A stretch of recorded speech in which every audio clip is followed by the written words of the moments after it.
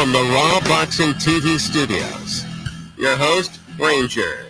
Information may cause headaches to hates or bias casual fans. Well, I'm talking to you the way I want to talk to you. The host that gives you facts with very little feelings. From the city of the greatest of all time, Muhammad Ali, the man who floats like a butterfly and stings like a bee. I'm going to show you how great I am. Louisville, Kentucky.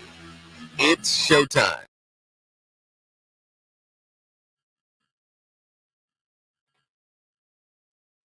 Ladies and gentlemen, boys and girls, I want to thank you for being here. We're going to go ahead and start this live, y'all.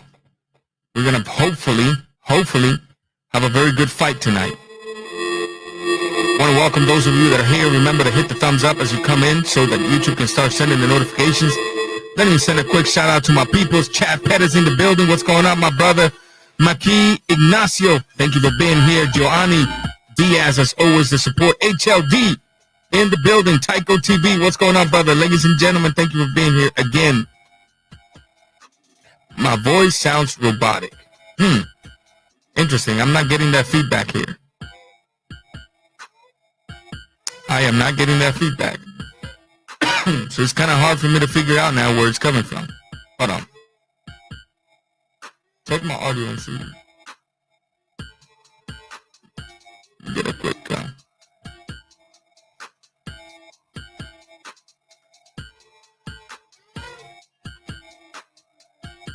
Does it sound robotic?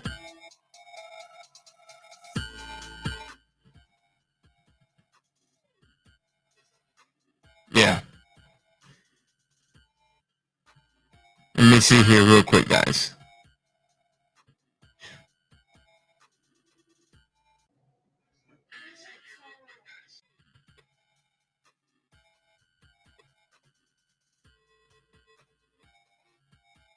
How about now?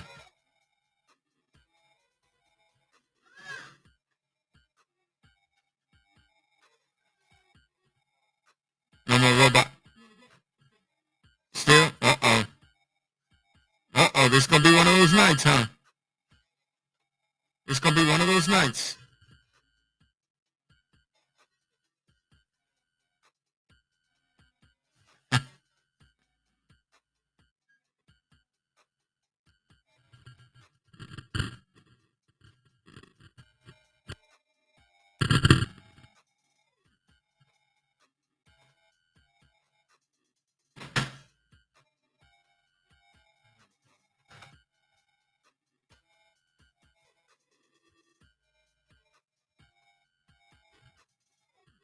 Let me try and do it via Bluetooth to the computer.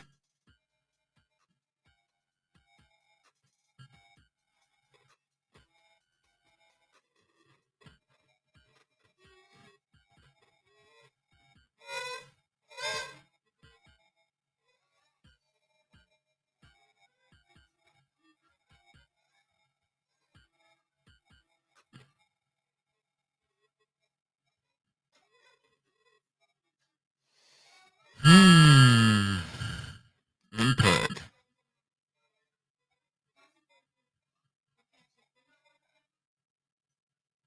1, 2.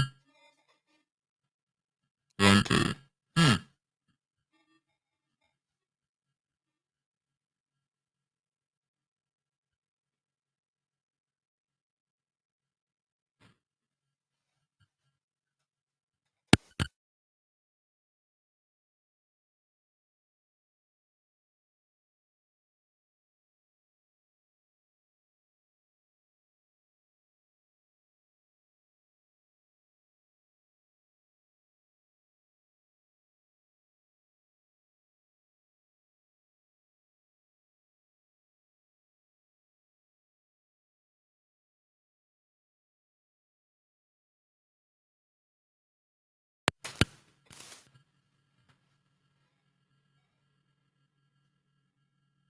One, two.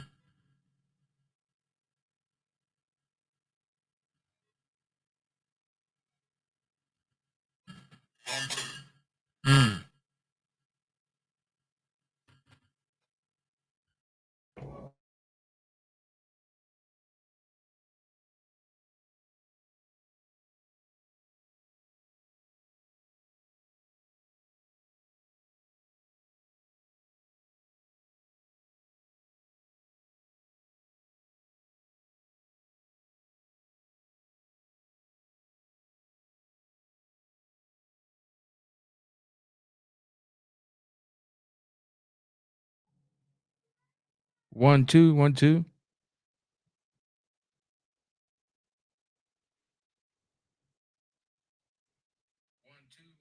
How about now, guys?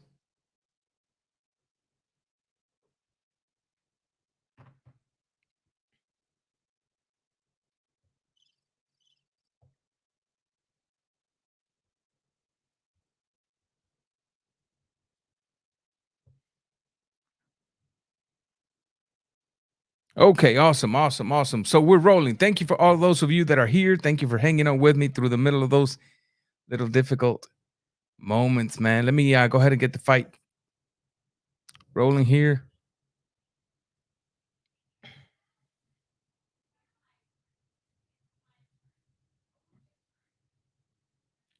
So I'm just coming into this fight. I don't know what happened in this fight versus but you know,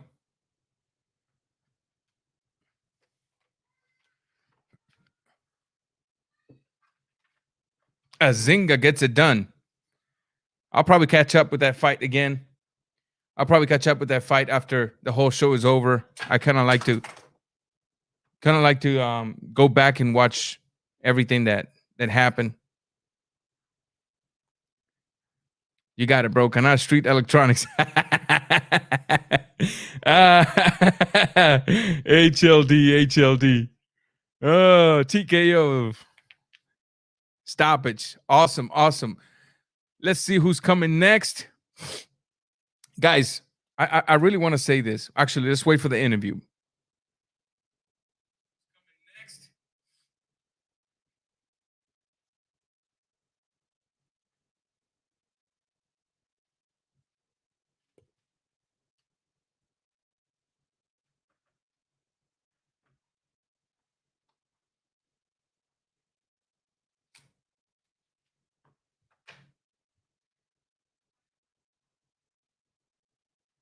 Thanks, HLD, man. The GOAT in the building.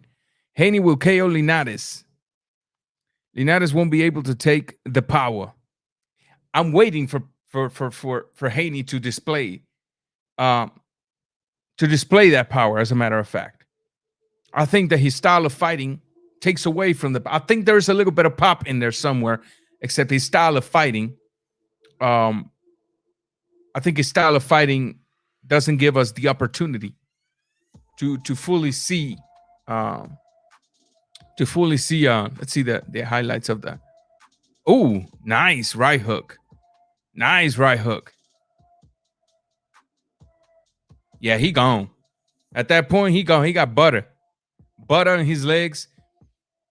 He got butter on his arms. As always, the tea. Tasso's Wild Orange. If you're not a tea drinker, let me tell you something. No, I'm not getting paid by this company.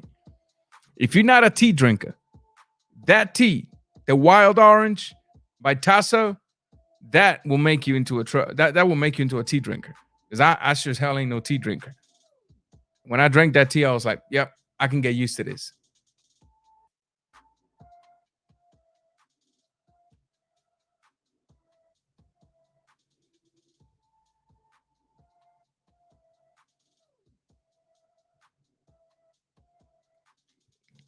So, ladies and gentlemen, they're saying that this venue is completely sold out. I'm hoping that it's still early, that people still not arriving, or was there a limit or something? Because I see a lot of empty seats. So, was there a limit into this stadium? Because it was advertised as completely sold out. Completely.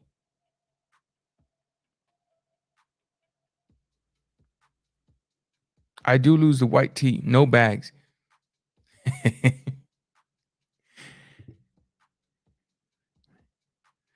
Let's see. Tea drinks makes you orbital bones. You gotta quit it, homie. You gotta quit it. We Oh, HLD, you always got something up your sleeve, homie.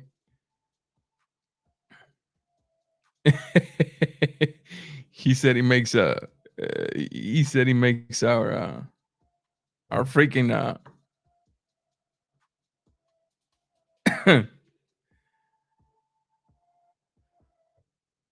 Let's see here. Let's get everything rolling. It's been a busy day for me, ladies and gentlemen. So just now trying to get caught up with everything here.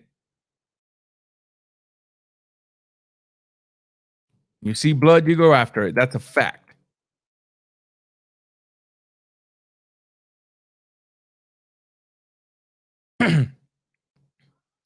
So I'm hoping that tonight, going back to the Haney case, I'm hoping that tonight Devin Haney and his father has had a serious conversation. Now, I know we at YouTube don't have a lot of power. I know that we at YouTube don't really have the ability to make fights or not. I know that. Trust me, I know that for a fact. But that does not take away from the fact that from time to time, fighters do watch YouTube videos. Doesn't take away from the fact that this fighter's father has been in the middle of the YTBC creating havoc. So I'm hoping that throughout all of the videos, discussions that we have had about Devin Haney, I'm hoping that, in the middle of the conversation, I'm hoping that sometime during the camp, they both look at each other and be like, we got to get the KO on this one. Because let me tell you something. Devin Haney has been criticized of really fighting nobodies. And the time he upped his opposition, let me quiet the fight here. And the time that he upped his opposition, he went against a 38-year-old Gamboa and didn't stop him. So people, let me post this on Twitter while I try to talk to you guys. So people are not dumb. They're starting to be like, what's going on here? Why is this kid and his father going all over the internet talking about they being ducked by everybody, but we don't see nothing special from him? And that's a fact. That's not just me speaking. Now, the casuals will say he's not a good fighter because he hasn't fought nobody. Me, on another hand, I'll say he's an excellent technical boxer, but he hasn't shown to be worth what they think they're worth because of the simple fact of the level of competition they've been facing. And tonight is no exception. Tonight, he's not going against anything special. He's going against a name. He's going against a pretty decent fighter, but nevertheless a fighter whose best years have gone by. So don't get sucked into the hype. Now, I'm hoping that the best man wins. I'm just a little mad at the fact that this is a fighter with a belt around his waist fighting contenders level opposition. You can get mad if you want to. I'm giving it to you raw. That's just it. See here. I got to be real with y'all. I'm about to drop Twitter. Twitter is a cesspool of trash. Twitter is a cesspool of trash.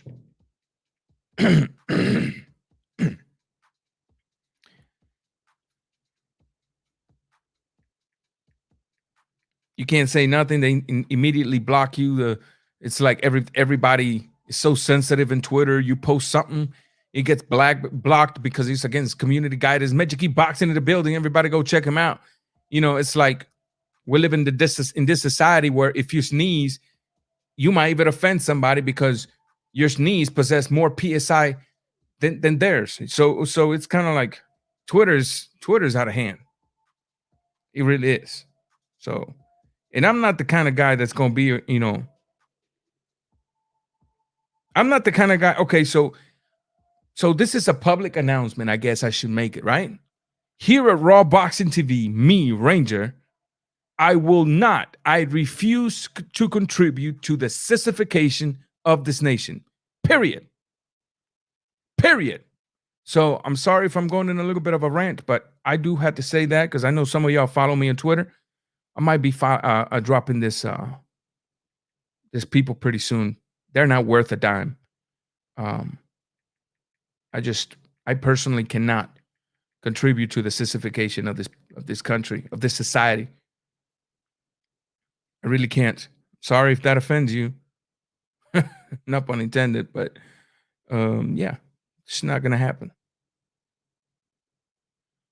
Like I can post When I talk about Deontay Wilder, within minutes, my content is my content is within minute my content is basically blocked because it goes against community guidelines. It's offensive apparently. So I guess that's what they want. That's what they're gonna get. So back in it again. Rap star boxing knowledge in the building, my brethren from the other side of the pond. What is going on with you, brother? I haven't seen you in a minute. How about that? How about that? How about that Scottish undisputed king? Huh? How about it? How about it? Bringing it back to the UK. Dimitar Todorovsky. I haven't seen you in a minute either, man. Welcome to the chat. Welcome to the chat. We're getting the engines warmed out, guys. As you come in, remember to hit the thumbs up so that YouTube can start sending its notifications. In the meantime, forgive me if you see me looking down on my phone. I'm just trying to post everything around my social media platform. So that's also a way for me to get the word that, hey, we are live. We are live and we are rolling.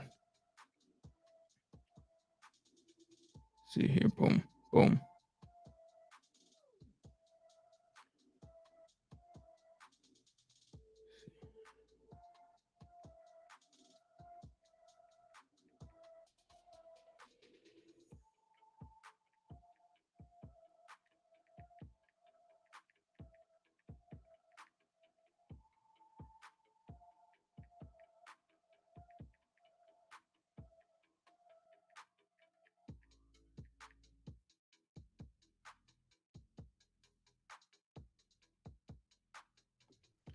Here we have Mr. Jorge Linares getting ready in the ring. Now the matchmaker,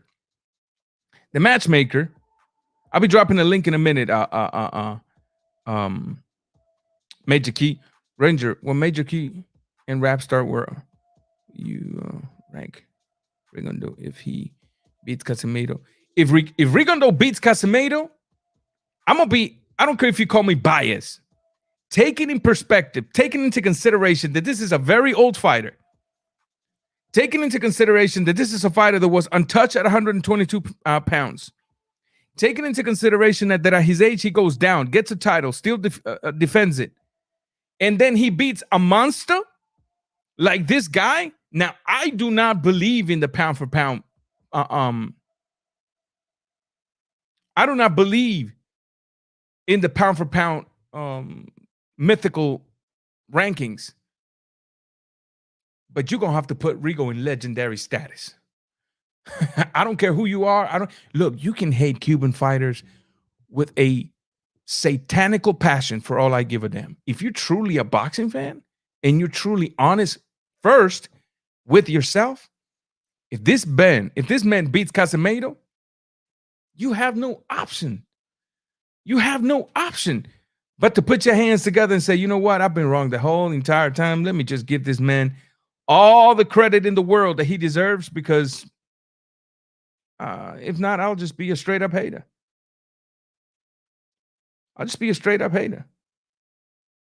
And that's where I would put it. Again, I don't believe in the pound for pound list, unfortunately.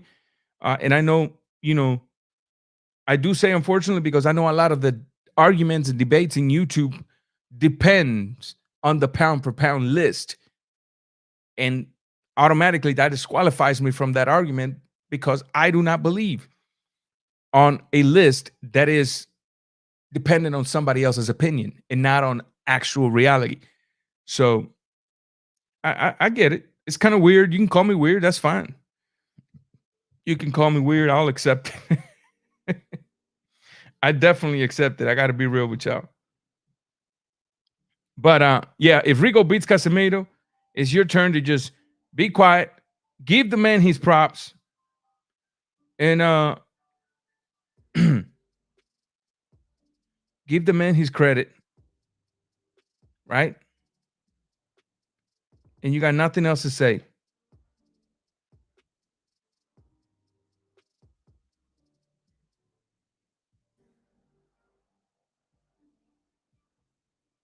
Nothing else to say. Let me see what's going on here. I'm doing 5 things at once. Here comes Shane Mosley Jr. Now, guys, I gotta be real with y'all. I don't want to sound hateful, but I'm just not sold on this kid, man. Shane Mosley. I don't see the dog in him. You know, the dog his father.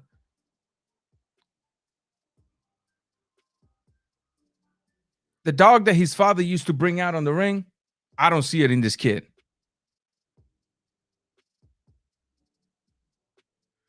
Let's see. I'll argue for you, Ranger. You can count Major Key. Hey, man, appreciate you, man. I know you will. Let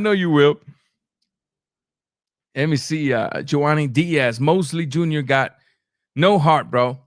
I'm not sold on the kid. You know what I mean? The GOAT. How many more before the main event? I think 2 more fights before the main event, if I'm not correctly. Tycho TV, hola, serie. We're here, brother. We're here. Just remember, guys, hit the thumbs up as you come in, man. Also, grab the link. Go to the button that says share, copy link. Drop it in your social media platform. You never know who might be interested in the kind of content. You know, put it in your Facebook. You just never know. Your Twitter. Just never know. But, yeah, going back to Shane Mosley Jr., man. Look, when I see Shane Mosley Jr., I want to see some traces of his father's fighting style, not just looks. Not just looks. I want to see some traces. I don't want, I'll give you an example. When you look at Conor Benn and you think of his father, Nigel Benn was a savage dog in there. If you're an old school boxing head, and you've been watching boxing for a while, and even when you was a little kid, you was going through the DVDs and the tapes of boxing from the old age, you would look at Nigel Benn and see that was one of the most savage fighters there was in the boxing game. And when you look at his son, Conor Benn, although Conor Benn, in my opinion, still not at the level of his father, technically speaking, but he got that dog in him. He comes out. Look, the last fighter he knocked out in the first round, I've seen him fight Amir Khan. I've seen him fight a few fighters, Garcia, Spence. Nobody stopped him like Conor Benn did. Nobody. When Conor Benn come out and he goes to work, remember what I was talking to you guys about a few videos ago? A dog after a steak. As a young fighter, you must possess that attitude of a hungry, homeless dog. When presented a steak, you got to go and bite, vacuum that thing in the air. That's what I want to see on young fighters, especially if your father is a legend. Chavez Jr., Maromero Paez Jr.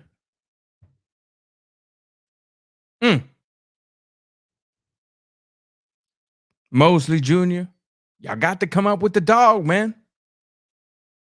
Because right now you just showing me puppies and kitties. I want to see the grown dog after this stuff. So, what do I think about the kid? I'm not sold. Joanny Diaz. I was supposed to come out on the Contender when Alfonso Gomez was on, but they fought a heavier class. But since then, I watched all seasons. No heart, brother. Even when he came out. No, he doesn't. He's too playful in there. He's too nice guy. He's always trying to do a joke. No, this is not a jokey joke. This is fighting game. Get out there and do something. Who you think gonna win? If you're talking Jill Lopez, if you're talking about the main event, I think that this fight has been designed and picked so that Haney can continue on his winning streak. Today's new breed of fighters are not focused on legacy. Very few of them. Teofimo Lopez being one of the exceptions. The new and up-and-coming contenders, new and up-and-coming fighters, they're not focused on legacy. They focus on preserving the O because the O brings the bag. So when you see this fight, yeah, in paper it looks tremendous. But in reality, it's just another thing. It's designed for Haney to win. Now, I always like to tell you guys, do not count out the old dogs. Sometimes they might have a little few tricks up their sleeve, and you never know. You just never know what they're gonna come up with. Ever. What's up, man? Oh.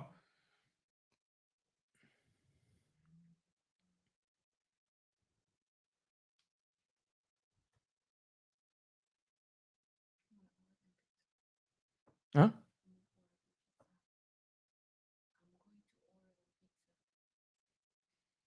Let's see this fight, ladies and gentlemen. I'm gonna stop with the comments right now so that I can focus on the fight, and then when they're in the break, I'll go back to the comments.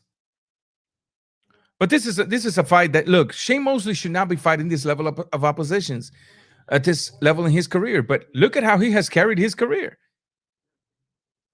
You know, in his last fight, he got touched a lot, a whole lot. Here we go.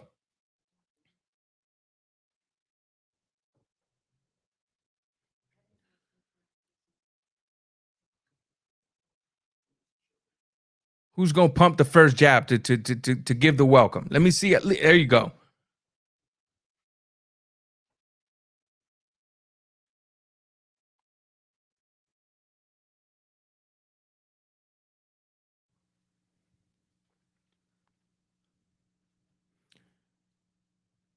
Now I don't know what Sergio Moras is smoking, but whatever's in his crack pipe must be tremendous, because for him to say that this kid fights anything like his father, he must be hallucinating, man. This brother smoking gold dust.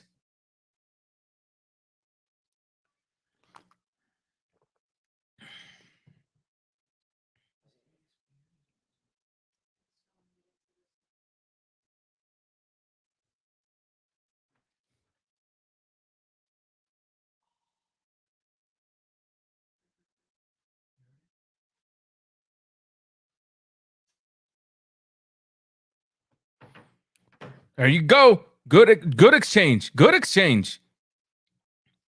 Man, this crowd is so boring.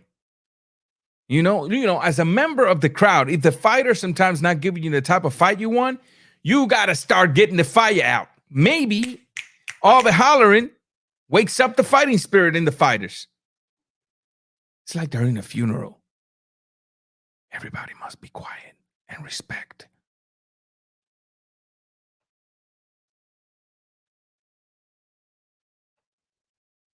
Facts. I agree, man. Paulie Malignaggi will be a great addition to this. But you know what? They ain't not going to like Paulie? Because the truth today is not accepted. The truth today is looked at as offensive. And Paulie going to give it to you raw, whether you like it or not, brother. Whether you a house fighter or a guest in the network. He going to talk about you in exact the same way you deserve to be talked about.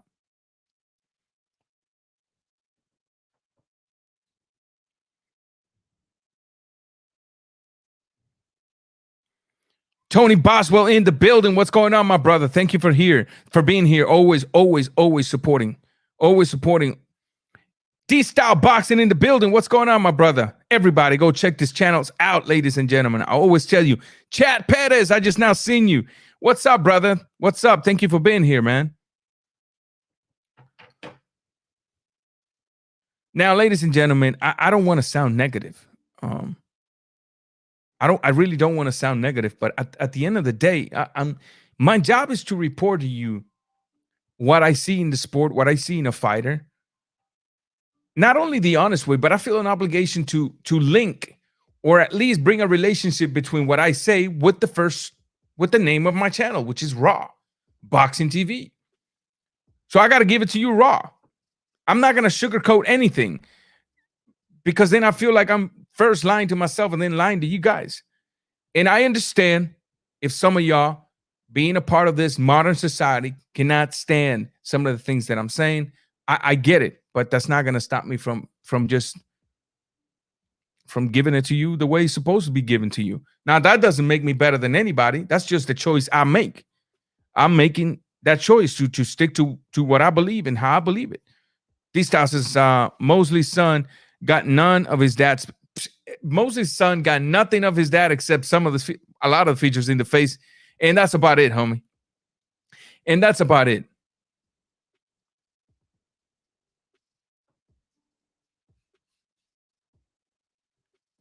Let's see. Second round.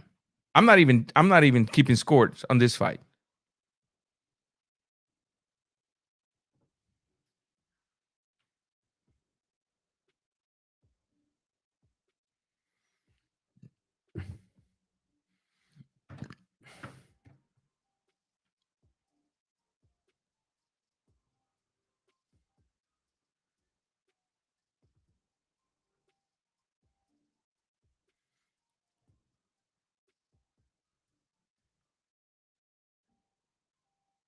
There you go. Quigley needs to lead with that left hook.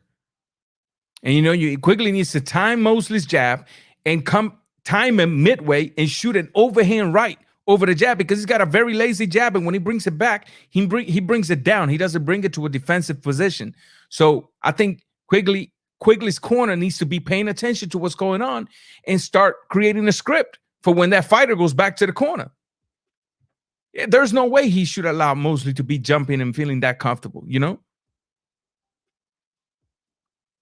Puerto Rican Wrong in the building. What's up, brother? El Ron Puertorriqueño.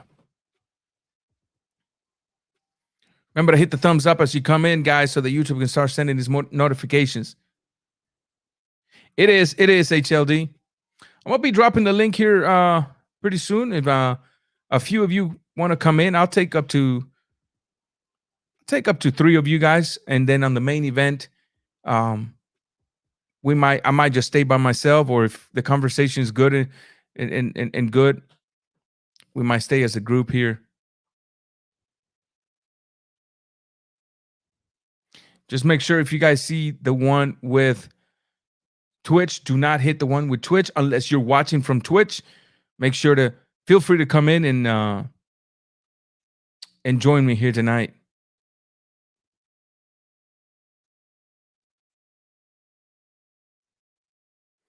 Man, stop comparing this kid to his father, Mora. That's how bad this kid is, that they have to bring his father into the picture to even keep us entertained when it comes to him.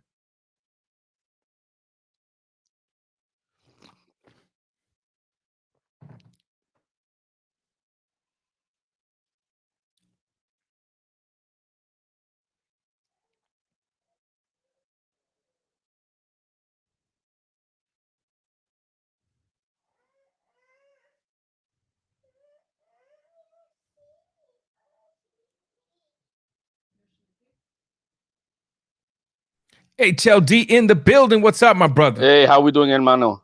We're here, man. We're watching this super exciting, electrifying fight, Oh, Quigley's bringing it in, man. He's being more active. I can see that so far. He needs to be, because he doesn't have a very, very special Mosley in front of him. I can tell you that right now. No, that was the commentator trying to compare him. I highly doubt that the young man himself tries to compare himself to his father.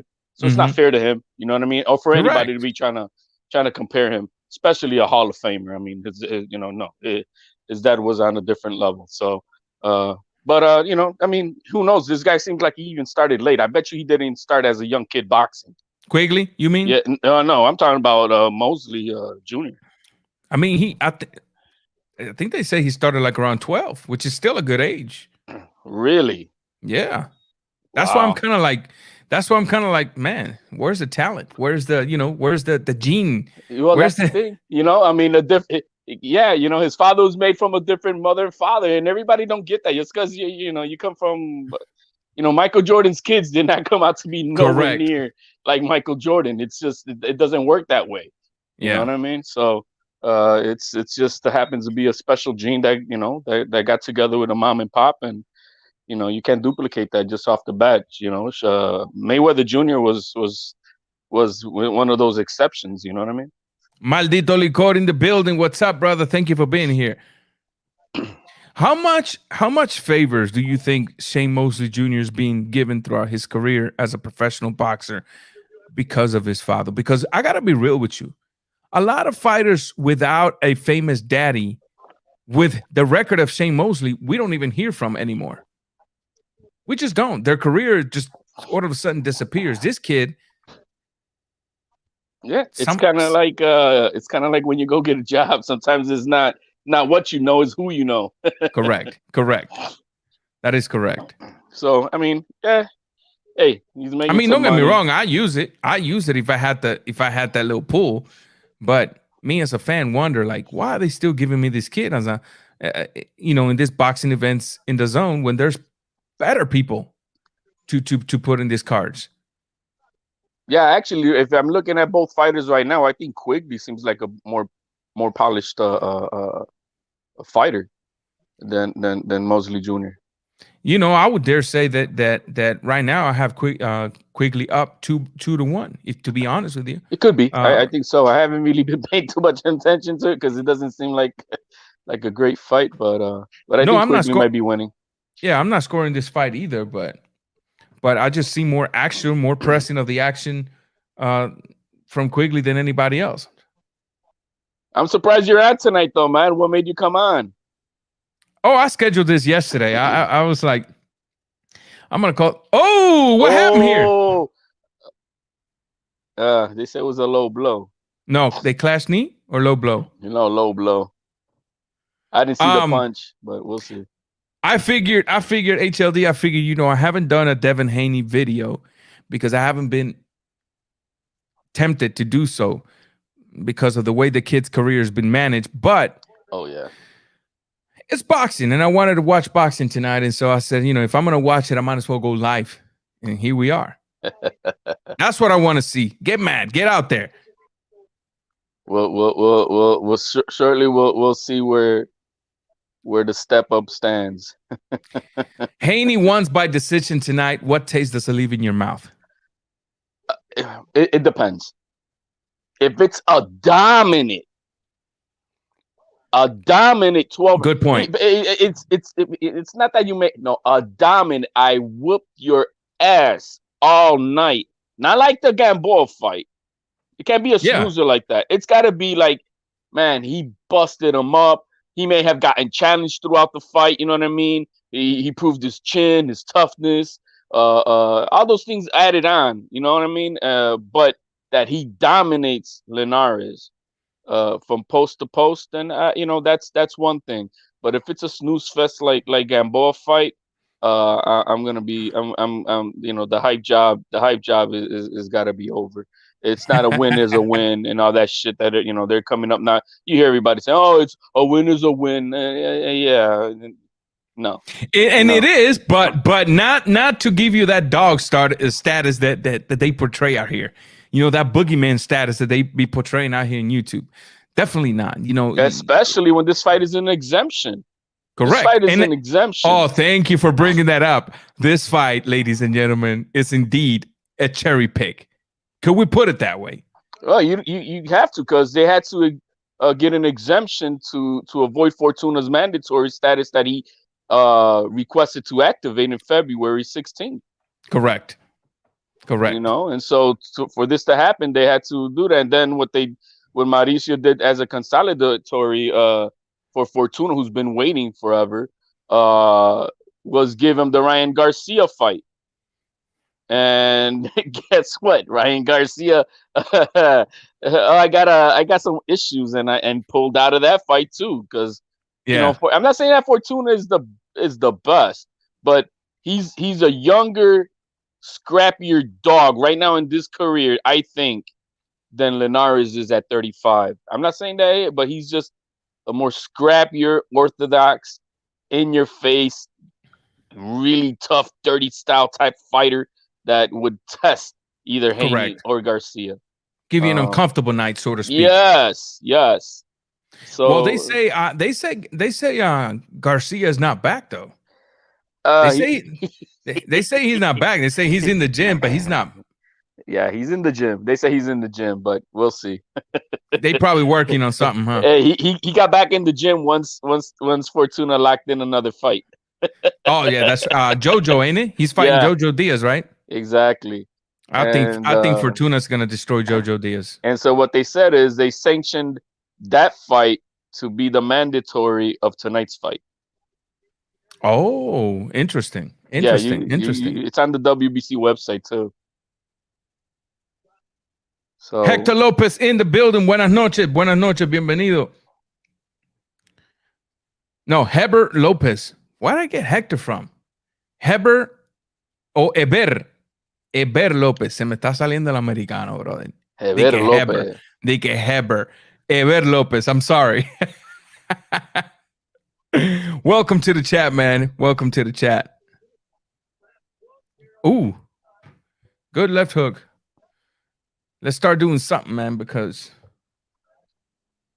I think Quigley's bringing it to Mosley, man. Yeah.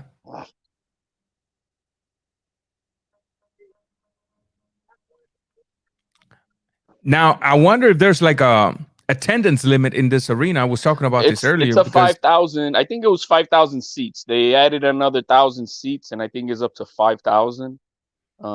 That's it? Yeah, I think it's what it is. So my question is, how is this kid bringing in 3 million? I mean, last time maybe the contract in itself that he has, you know what I mean? Since it's on the zone, maybe it's just a like a package deal, and it averages out, maybe. Probably. I mean, because you remember when he went to the Paul, he fought on an empty, literally empty, after Logan Paul fought. Oh, and under the YouTuber that night, right? Yeah, he pretty much fought on, in front of an empty, in an empty arena, and then he hasn't had the greatest attendance in his last few fights, including the Gamboa one. Well, I guess the Gamboa one was already under the heading into the shutdowns, wasn't it? No, the Gamboa was still under the shutdown. Yeah. And so, I mean, and I think Vegas is still limited right now on capacity, if I'm not mistaken. So, but I mean, he should be able to sell the whole thing out today at 5,000. I think they're up to 7K right now. But look at this. Look at this comment. So people think that we hating. Look at this. I was telling my boys that Haney is fighting tonight, and they was like, "Who's that?" That right there tells you everything. I mean, now I get it. No matter how good you are, that doesn't mean you're going to be known across the whole. But man, when you got people that sit down and watch boxing from time to time and they don't know who Haney is, and then you hear Haney's father talking about everybody's ducking us, it makes you automatically think they're talking about some type of monster fighter. And that's sad. That's why I say the mouth of the father is painting a wrong picture of the kid. And the kid's the one that's going to be paying the consequences for the actions of his father. They're breeding on potential and not on factual. Correct. Does he have the potential to be great? Yes, he does. He does. Is he proven? No, he's not. I mean, if you think about it, this fight tonight would be probably equivalent to the first real test that Teal had, which was Nakatani, right? So and Nakatani's still, I think, a little bit at this point of his career compared to age, he's a little bit tougher than Linares, but they're about right there. Let's just say as far as quality opponent. So this would be his first test. Teofimo already had that, a few fights ago. Correct. And this is his third title defense, and he's fought I think it's a Santiago guy. I think it was. Santiago, Gamboa, and now Linares. That's the resume. So his last fight was against 35th ranked, 38-year-old, coming off a defeat, also an Achilles torn injury, a year and some change of layoff. Yuriorkis Gamboa couldn't knock him out, couldn't hurt him. Went to the distance. Yes, put on a good performance, outboxed Gamboa. And now, instead of seeing him going against, something more credible, one of his mandatories, like Javier Fortuna, somebody that had the paperwork ready for the fight, somebody that had a $50,000 ready to make the fight legit. No, he decides to take this little cherry pick in an old Linares, who, although had a pretty good fight in his last fight, is still an old Linares. Still, I don't care. Call me hater all you want to. I'm giving you nothing but facts. And if you don't think they facts, then talk to me. Change my mind. Right now, Linares is at the very pinnacle of if he loses tonight, he Hang him. becomes a journeyman. Yep. If anything, he'll be a journeyman. He's not gonna, that's what he is. It's not like, oh, he has no, he becomes a journeyman, and that's where he's at. So, I mean, he's still yeah. Is he a test? Yeah, like I said, but it's just his first test. Mostly getting touched, bro. Yeah, he is.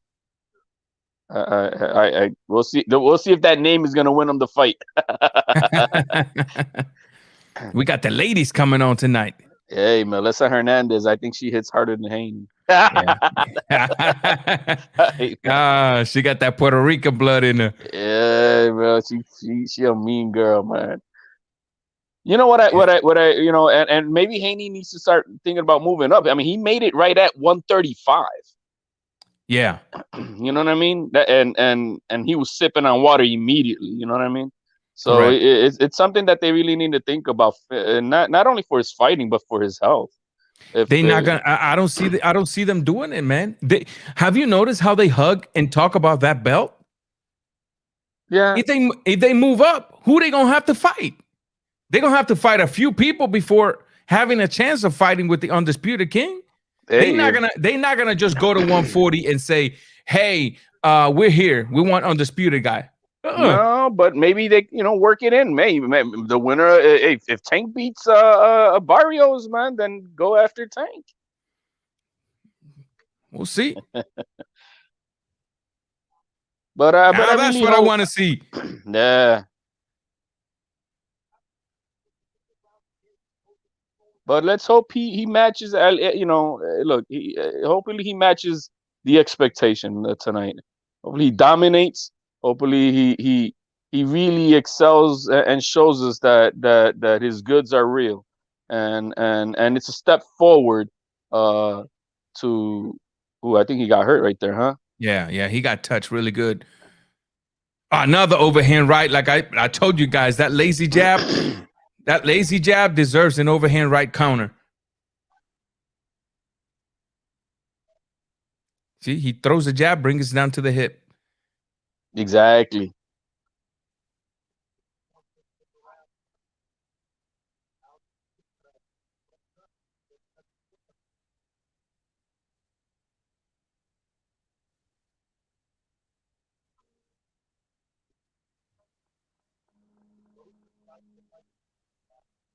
But I'm glad you're on, man. Give you a little peaceful talk.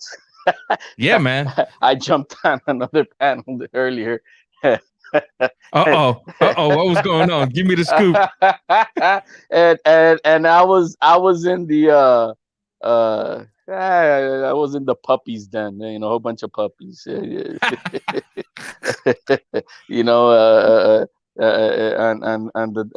the Haney Haneyville and the Haneyville citizens. Yeah.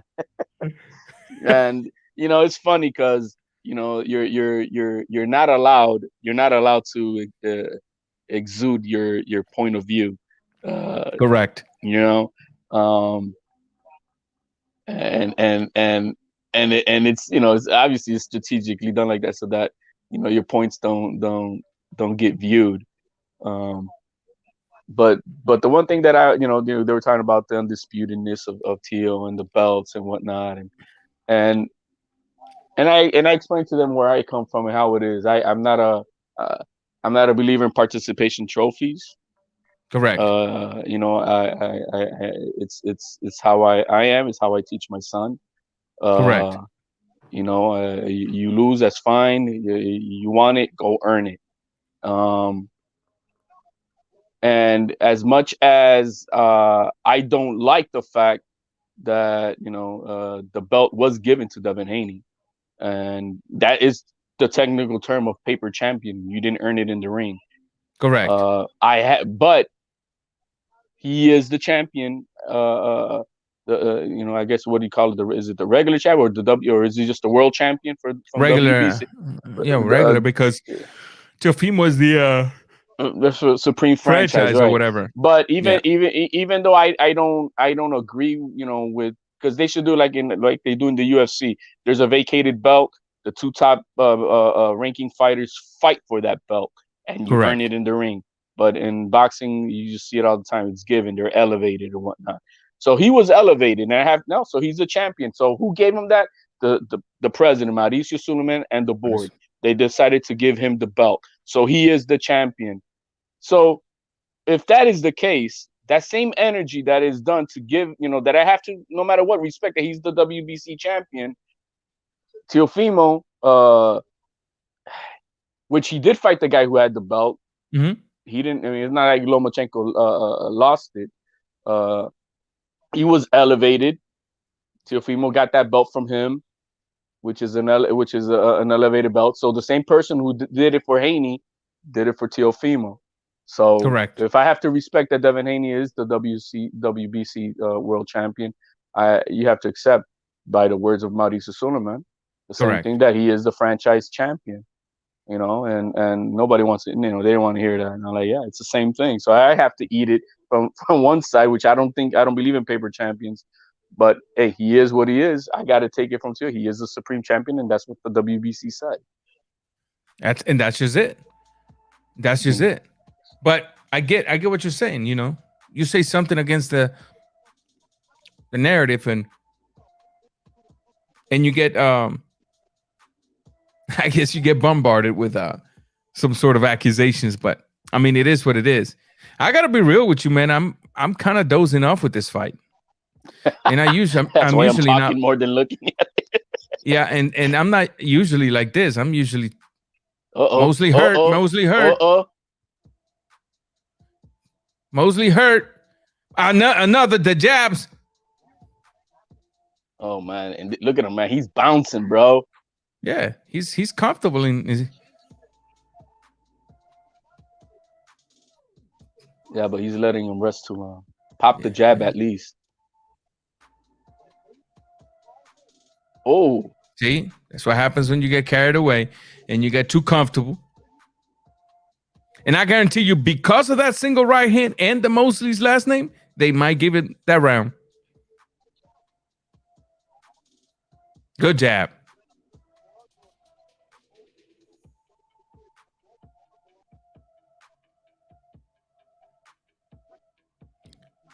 A little more pressure. I think Quigley might be a little tired. Maybe that's why he's just, he's like, let me stay away for a little bit. But I mean, what a right hand! Oh, what a right hand! Oh, what a right hand! No. Damn, he hit him. That was a nasty body shot. Yeah. And he hit him with an elbow. He's hurt. Quigley's hurt. Quigley's hurt. Nice! Left hook by Mosley.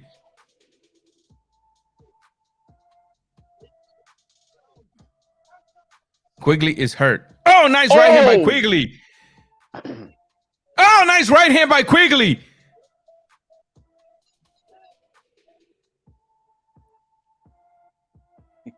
I wish the fight would stay like this for the remainder of it. So Golden Boys seem to think that tonight Linares is going to take Haney to school. I highly doubt it. I got to be real with you.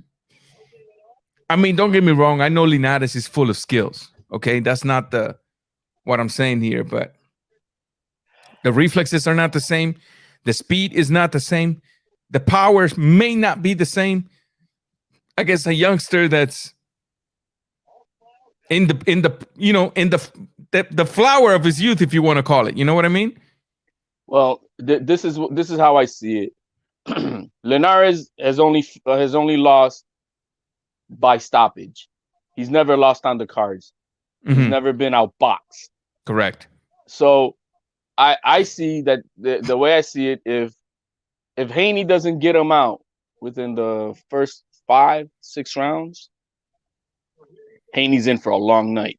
Oh, I was gonna say, be careful what you're gonna say there, because they'll come with pitchforks and torches after you. He's in for a long night. I mean,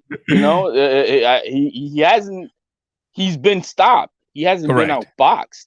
Correct. You know what I mean? He hasn't been outboxed, and so that's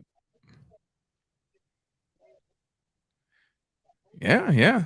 So that's how I see it. So we'll see what comes about. Yeah. Linares seems very comfortable. He seems very relaxed, focused. So, we'll see. Yeah. Well, he's been here time and time before. He's been at both ends of the spectrum. He knows what it's like to be at the bottom of the barrel. When he first came to Ismael Salas, he was at the bottom of the barrel. He was brought to Salas to be taught how to be a trainer because he was on his way out of his career.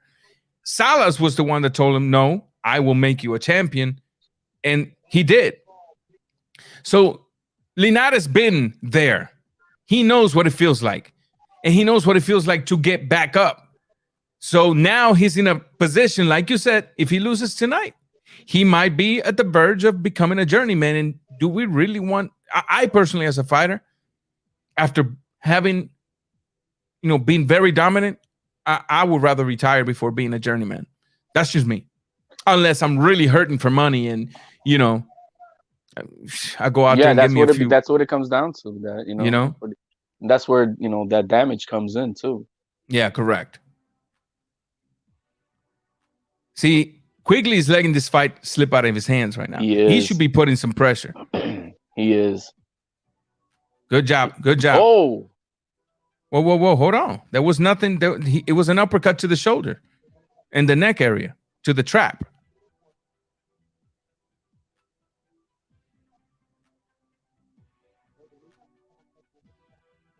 Quigley is all that dancing like he thinks he's got this fight in the bag. Yeah, I blame the corner for that. I blame the corners for that. A fighter's gonna go out there and act based on what the corner's telling him.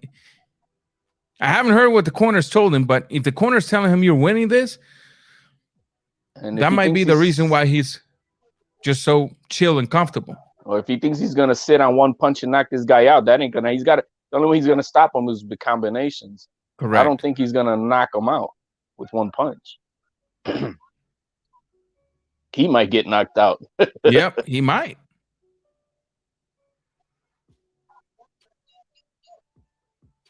We'll see, man. We'll see. There's the Dream Haney. 22 years of age, just a kid, man. He is, man. Just a kid, man. Just a kid. And I feel sorry for him because, unfortunately, when people see Haney, they just think of his father. They don't hear Haney talk because he doesn't talk. His father's the one that's out here barking like a dog behind a fence. But on the same side of the coin, Yeah, and it's not fair for the kid, to be honest with you. No, it's not. It's not. But he seems to like that. I mean, look at it. He hired a hype man for himself because he can't hype things up himself. he's got Flavor Flav in his corner. Yeah, I was gonna say, who's that Dr. Dre lookalike pimp back there? That's Flavor Flav 2.0. I mean, it's just ridiculous, man. Oh, apparently his name is Bishop Done Magic 1. No, he's trying to emulate. That's okay. That's a real pimp from. That's a real pimp. I don't know who Bishop is, so forgive my ignorance. That's a real pimp. You got me with that one, D Goose. But you got me with that one, D Goose. But in the same token, look, I mean, I with that respect, with Bill doing that, Lopez Sr. does the same thing too, man. But what's the difference? The difference? The difference is his son goes out there and gives us what we are demanding. He's got it right. But is it equally as obnoxious? Yeah, I think it can be. Hell yeah, it is. You know what I mean? I'm not. Hey, I'm a big fan of Tio and all that, but I don't roll with. I don't like that too much either. I think if I know that they want to earn the opposition fans, but I think just like Canelo did for many years, he just kept quiet and kept on grinding, and eventually. Sorry to interrupt you. I saw Mosley kind of wobble there. That was good. That was good. I saw Mosley kind of wobble there, and I'm wondering, when you land such a flush left hook, whatever happened to the days when a fighter would follow with a right cross? You know, whatever happened to those days? The skills ain't the skills ain't there, man. Oh, nice. Hey, Quigley's Mosley out here killing mosquitoes in the air, bro. You see, when he threw that lazy right that landed on the left arm, the right uppercut would have been the perfect counter for that.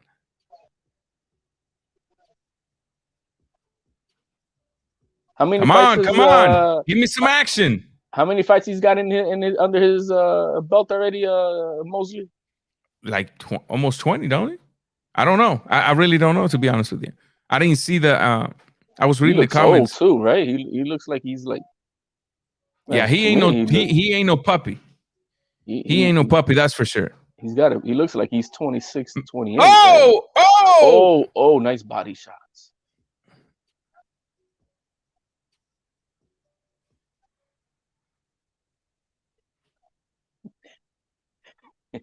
They're both swinging for the fences. Yep, right now they just like digging in.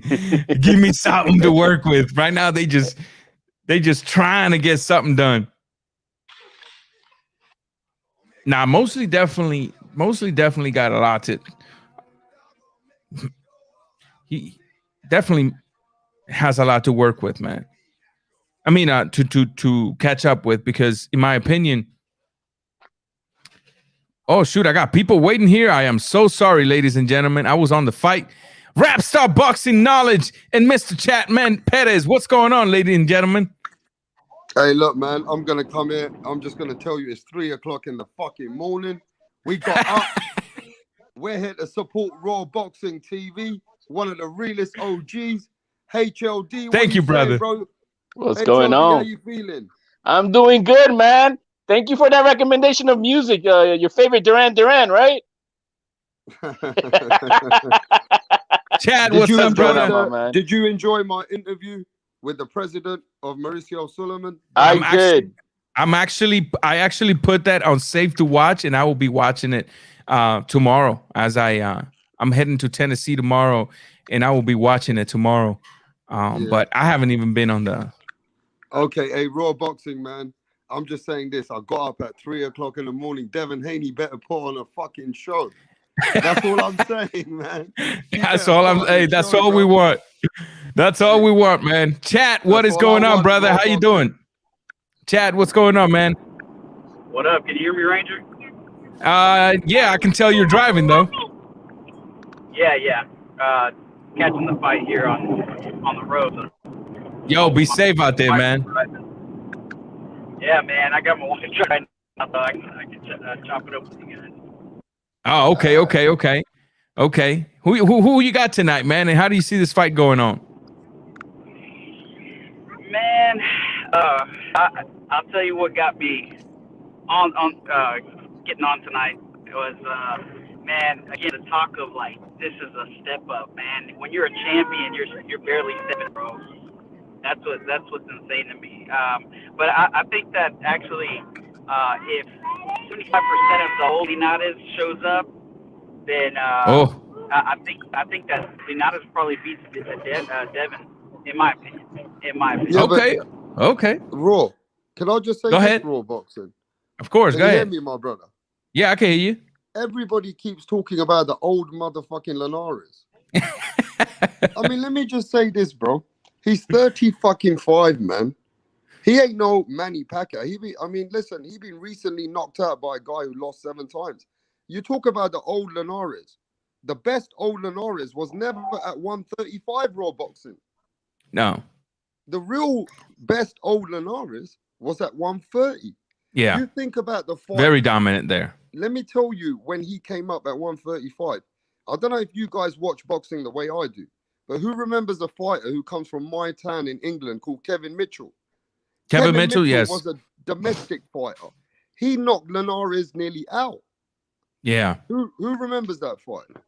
I don't remember it, but I do know that it happened. But like HLD was saying earlier, All of his losses pretty much been by stoppage. Yeah, but bro, his best wins at 135 pounds, yeah, is Anthony Crolla and Luke Campbell. Correct. So if we want to say the old Linares, which was the best, he was at 130, bro. Oh, these fighters are going at it. Yeah, they're leaving it all out there. So They're mostly they decide. Yeah. They decide. Give it up to them, bro. Yeah, at least they finished it off very well. Let's put our hands together for these Warriors, man.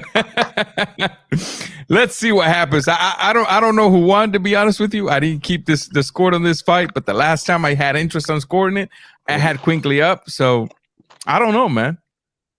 Hey, so look, man, I'm gonna go in a sec. I just came to support you, my bro. Of course, man. Appreciate you. Hey, listen, it's 3:30. I don't know what time it is. It's 3 o'clock in the morning here. Devin Haney needs to put on a fucking performance, bro. I hope so. And I hope Devin Haney proves the fans wrong. So, you know what I mean? He can put on a really masterclass performance. And I don't know, a lot of fans want him to stop Linares. They say that Devin Haney, you know what I mean? He got to kind of like put on, like last time the excuse, there wasn't just an excuse. He broke his hand in the Gamboa fight. All right, fair enough. Now That's his not an hand's excuse. totally healed. He's had 3 trainers, Mike McCallum, Mickey Bay, Ben Davidson, and his dad, Bill Haney. He's got no excuses. He's got 4 trainers. You're forgetting Pop. You're forgetting the guy that taught him how to box since the time he was 8. His name's Poppy. His next. Poppy. Sorry. Poppy. Yeah, Jorge, aka Poppy. They don't talk about that trainer, bro. By choice, because Poppy chooses to stay under the light. Why? But a lot of these fighters, man, and you know, call me biased if you want to, because a lot of this young talent that you see very slick, they people don't know it, but they be going to the Cuban boxing gym. Look, Fernando Vargas has all 3 of his kids with Pedro Luis Diaz as we speak right now.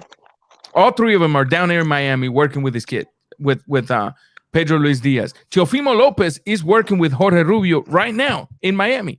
So why don't they talk about those trainers which are in the back end? I have no idea. Maybe since they're not main trainers, I don't know what the deal is. But the guy that took Devin Haney from a pup and polished him is Poppy. And this doesn't come out of my mouth.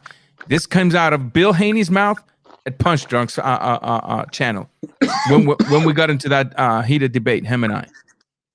You know? Hey, Rap Star. Yeah, bro. If Haney does the same performance that he did against Gamboa, where does it go from there for him? I mean, you got to understand the fans are today of boxing, right? The fans are today of boxing. They're very, very straightforward fans. If Haney don't give the fans what they want, they're gonna hate. It is what it is, HOD. There is no ifs or buts. Oh my gosh. You know what I mean? So it's gonna be Haney has to perform, and if the performance is a little bit lackluster where the fans don't like it, they're not gonna be happy with it. It is what it is. That's the kind of era of boxing we live in. Mosley Jr. What's Mosley Jr. doing? Oh, bro? wow! Yeah, What happened, bro? Hey, Quigley won, man. Quigley beat Mosley Jr. Yeah. Why are you laughing like that? No. I'm saying because we saw this coming. Me and HLD, we've been talking about this throughout the fight. Oh, okay. Now we saw this coming because we got a Mosley that doesn't have a dog in him like his father. We have a Mosley that's very lazy with his jab. We have a Mosley that's too playful in the ring. We have a Mosley, quite frankly, that the only thing similar to his father is the last name and the facial features. That's it. Nothing else. Raw boxing, to be fair, there's not many sons can be like No. I get it. But the reason I say that is because all night we've been hearing, he's got that right hand like his father. No, he don't. Yeah, he likes going to the body like his father. No, he don't. Yeah, he's aggressive like his father. No, he ain't. Yeah, the commentators were hyping him up to be like his dad, and it's not fair to him because it's just not fair. Yeah. You know? Yeah. I mean, but congratulations to Quigley, man. I mean, I honestly thought, to be honest with you, Rapstar, I honestly thought tonight that the last name was going to come into effect, and Quigley was going to get robbed. But hey, you know, put our hands together for this young man. Because I got to be real with you, that's really what I thought. I thought we was going to have the typical, you know, 2 rounds. Two judges have it a tie, and then here comes this judge and pulls a rabbit out of a hat, and boom, split decision.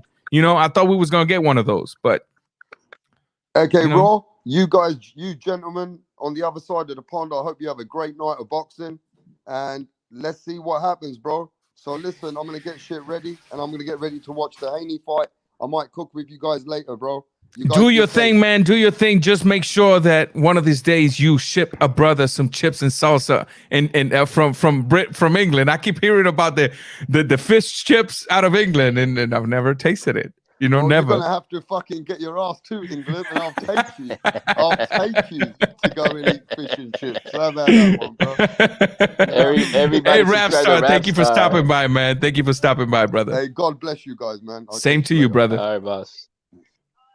Chat, talk to me about this decision. Have you been following this fight, or were you is the driving more entertained? Some was more entertaining. Yeah, mostly always keep his hands down.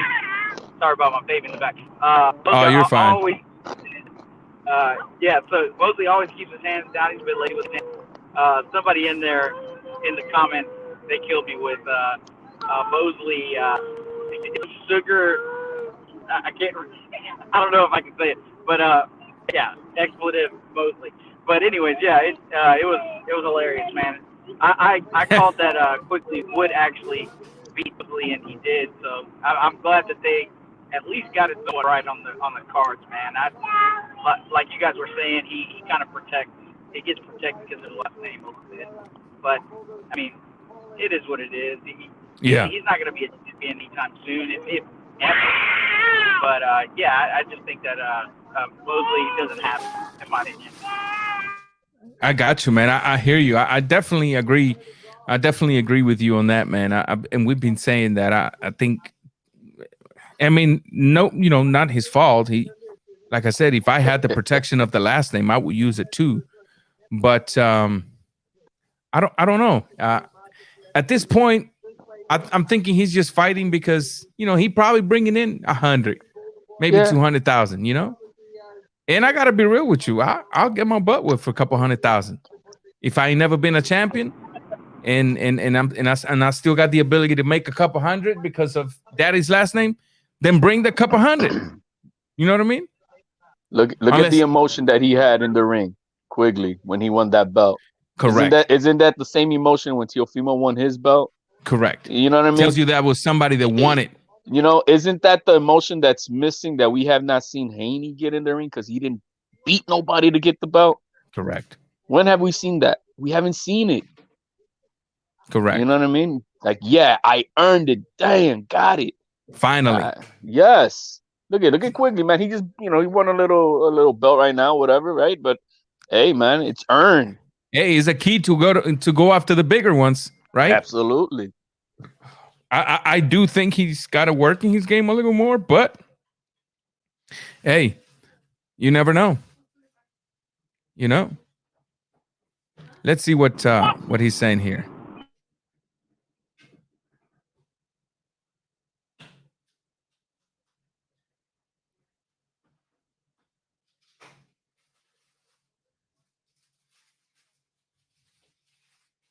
Yeah.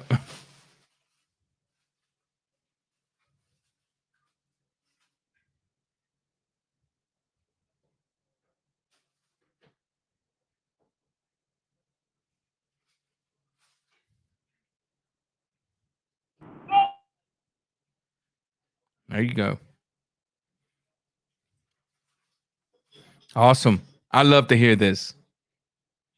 Exactly, man. This, you know, that's you know, I'm happy for the dude. I don't even know this. I've never seen him fight before. Yeah. You know what I mean? But I know that it wasn't, you know, it was earned. I know it's a long road to get to where he just got to tonight. You know, it's not overnight. Correct. Hey, he's elated, man. Good for him. He's a good lad. Yeah. There you go. That's what I'm talking about. That's what I'm talking about. A guy puts in the work, and then he gets to call the people that are the big dogs. Not some dude who's been handed things, and then all of a sudden thinks that because he's got an O, he's got a right to climb the mountain without struggles. That's not what I like to hear at all. No, exactly. That's what I was saying earlier, man. Participation trophies don't count, man. Correct. Chad Pettis, you traveling out of Texas, man? You moving out of Texas? Why you in the road so late, bro? You King Kong 0827 from Twitch. Welcome, man. Welcome. We're warming the engines up, waiting for the main event so that we can let's see, want to become famous? No, I don't. Be out of here if that's what you're here for. Get the hell out of here. Out of my chat. I don't want people over here trying to sell. Scamming, huh? Yeah. Get out of here. Matter of fact, somebody gotta get this fool out of here. But go ahead, Chad. I'm sorry to interrupt you for this, salesman.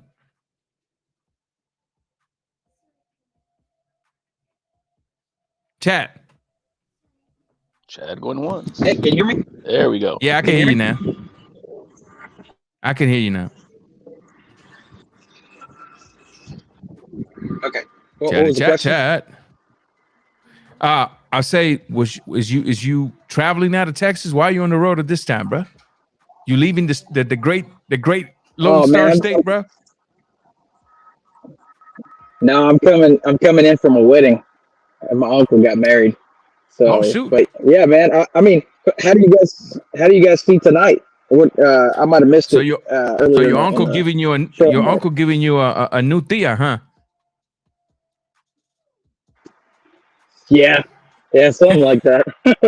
he's older now, and he has an ex, but now I got a new tia for sure. Well, don't feel bad. I got a great uncle in Cuba who is 94 years of age and got married 8 months ago to an 85-year-old woman. So this old heads is still doing it, bro. Wow. Hey, brother can't be by himself. He likes having his little shorty. You know, he likes having his little shorty at this age. So I don't, it is what it is. I can't blame him, The way I see this fight, to be honest with you, though, chat, is what I've been saying lately. Look, anything can happen in the sport of boxing. Anything can happen in a fight. The punch you don't see coming is the punch that ends your night. But we have to follow the blueprint that's been laid in this kid's career, unfortunately. This kid who was supposed to have left behind the contender or the prospect status a long time ago because he had a belt. He's still fighting prospect and contender level oppositions. So tonight is no exception. Tonight, he went from Gamboa, who was a 4.9, to a Linares, who's a 5.1 at most. So we still haven't seen him at that 10.0 level of opposition, even at an 8.0 or 9.0 level of opposition. But we're hoping that tonight he puts a super dominant performance, like HLD was saying, one of those dog style performance. I whooped his living behind kind of performance, or get a stoppage. So then we can start putting him where his father's mouth is constantly placing him. So I think tonight the fight's been strategically picked for this kid to beat Linares. And, nothing special, to be honest with you. I mean, if he beats Linares in a normal way, we'll continue to see the same thing we've been seeing. Like I said, for me to be like, wow, what is going on over here? He has to put a dominant performance against this old, past his prime fighter. That's it. He's only 22 and he's strong. He's at the peak. He's at the peak of his. He's at the peak of his youth. He's at the highest levels of his testosterone reproduction. He's got everything going on for him. he needs to go out there and rip some heads off. But we'll see, man. Yeah, HOD. How do you see it, bro? I have the fight that I have it going two ways. If he doesn't stop him within the first 6 rounds, he's in for a very long night. And knowing that Linares has never lost a fight on the cards, which means he's never been outboxed in a 12-round fight, complete fight. That I think that he could pull something out by even stopping Haney later on. So it's well, it's at that point, then it changes that, if it goes past 6 rounds, and then the status of the fight might change as far as who has an advantage, because then experience does kick in, and going into deep waters, but then again, he is older, so who knows if he gasses out. We just don't know what Linares we're getting tonight, so that plays a big part in it. So who's supposed to win? Haney is supposed to win. He's supposed to win tonight by dominant performance. He's supposed to just make him look so bad and not running around in the ring. No, get him, and put him in his place. Let him know that, yeah, I'm the 22-year-old. I'm the champion, and I'm putting you out to pasture. That's what he's supposed to do tonight, and that's what I would expect, nothing less. He gives me a Gamboa performance. I have nothing to say about him and his status as far as being nothing more than still a prospect and still working his way up. How do we see this fight coming up? HLD Cameron versus Hernandez. I mean, Hernandez looks like like a tough cookie, like a jibarita from the island. She's a tough cookie, but I think she's been out for a little while. And look at the age. Look at the age. If you look at the screen, that says it all for me. I think Cameron should take her, stop her or whatever, just dominate her. But we'll see. Hey, you never know. The street dog might come with an ugly fight. It's a women's fight. I'm not gonna say nothing more than hey, that, you know what I mean? Hey, for real, they might come with an ugly. They swinging for the fences, gets caught with a lucky one. Night. But I do know that Melissa hits harder than Haney, so I don't know.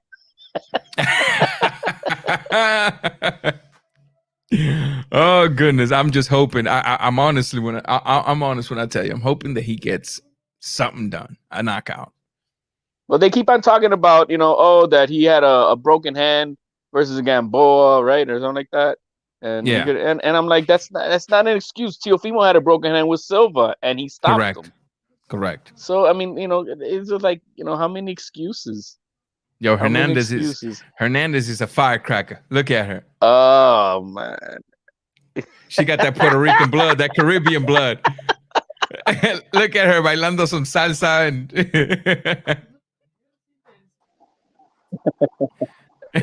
Yeah. I'm not I mean, hey, whatever, showmanship right now, I guess. She's like, this might be my last fight, so yeah, she's enjoying the way out. So look at her. Valió la pena. Look at her. Oh my goodness. I'm hoping I'm hoping we get to see a hell of a fight. Yeah.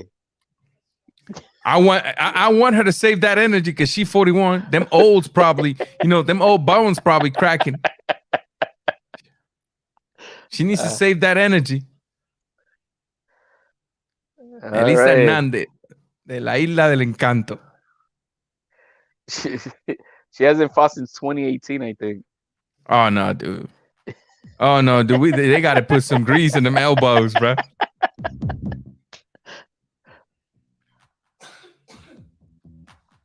Yo, this stadium looks empty, man. What you think? And that's what I was saying. I'm like, this is a sold out. Like, what's the limit? So people are saying there's 7,000 people in there. So I get it. They probably spread 7,000 people across the whole arena, and that's why it looks empty.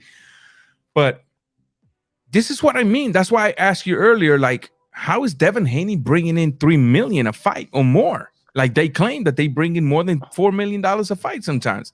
When this kid can't, I mean, the 2 times I've seen him fight, he ain't brought nobody. So I don't know, man. I don't want to be unfair. Maybe I do want to think that it's still because of the COVID pandemic, but man, Well, I don't know. You know, his Tonight's price a built-in point. excuse, man. What is it? What is the chat? I just think that I think that it's a built-in excuse, them opening slowly. I mean, they went a full in with Canelo. My buddy just came from Vegas. They're fully open. You know, they're more open than Texas, and Texas is pretty wide open. So there's still a lot of a lot of requirements per business. But yeah, dude, I just think that he doesn't have the power to draw. Yeah, he has no drawing power, man. And that's what it is. It's just like testing the waters for a fighter who really doesn't even bring in people in the first place. And so that's what I think, man. I honestly, I think it's a built-in excuse. And it's perfect timing for them because they already don't sell. So a pandemic for them is just like another a way to say, well, yeah, it's just all built-in excuses for me. That family is pretty much just talk, man. This is the biggest step up for him, and I just think it came way too late. He's way behind the others, and you know you had Fortuna who could have gotten a fight with him, and he ended up choosing Linares, which I think honestly is going to be worse for him because I think that Linares is probably going to touch him up quite a bit. He's gonna go behind the jab, and you know, Devin seems to throw some wide shots, man. I wouldn't be surprised if there was a flash knockdown early. I definitely got to be real with you, too. You two are definitely giving Linares more of a chance than I'm giving him. But the chance is nevertheless there because this is boxing. G Funky Boxing in the building. My homie, my brother, everybody, go check G Funky Boxing out. Excellent channel. Everybody, go check D-Style. Everybody, check Major Key Boxing. Great content out here, ladies and gentlemen. Great content. D-Style here says, hoping the women bring it. I'm hoping too, man. And I got to be real with you, D-Style. You know this same way I know it. Some of these girls be giving us a lot more exciting fights than some of them else. I just hope that they brought a little more knockouts, but sometimes they do bring the excitement. Imagine saying good night to that every Chacho, eso está rough. Oíste, eso está rough. That's rough. Man. Yo, man. Hey man, she rough, bro. You you go to the grocery store, you're gonna pick up, maybe a aguacate or a peach, y está, sobre maduro. That's the one. Yeah.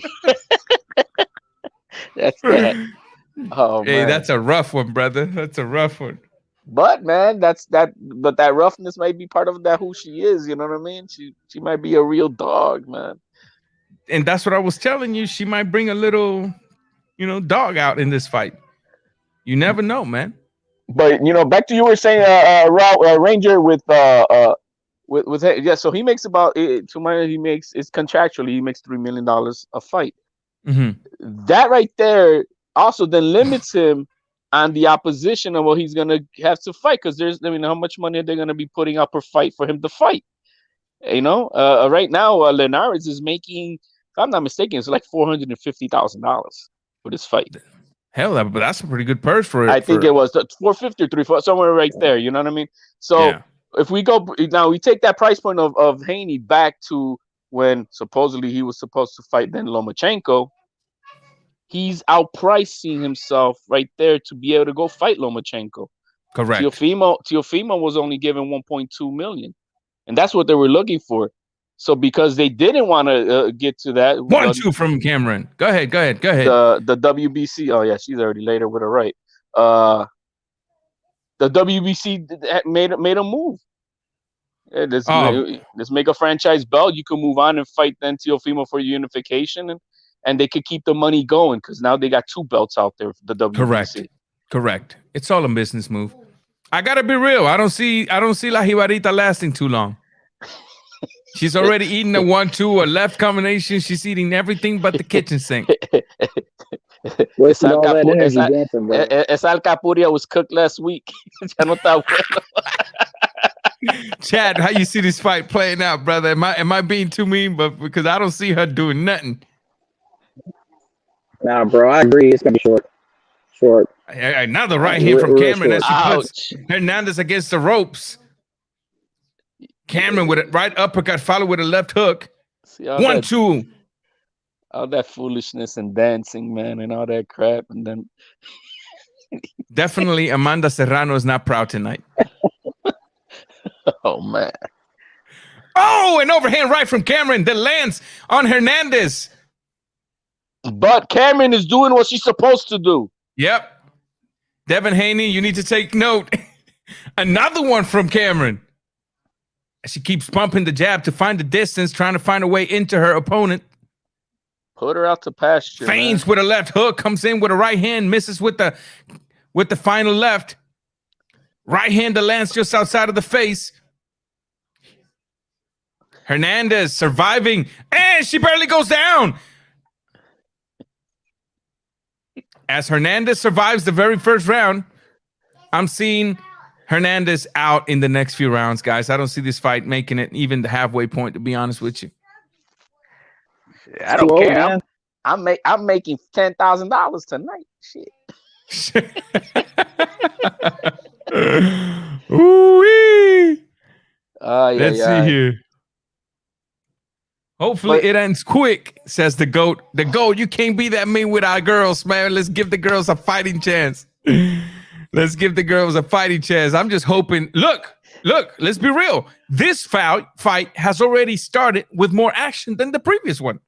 Let's look at it from that positive perspective. It is. It's already given us more action in the first round than the last fight. So, all thanks to Miss Cameron, who's after that Puerto Rican pastry. Kind of rough, but, you know. That's not a pastry, bro. That's Es un pastel. Nah, man. That's un tembleque. Nah, man. That's too nice, bro. It's roadkill, man.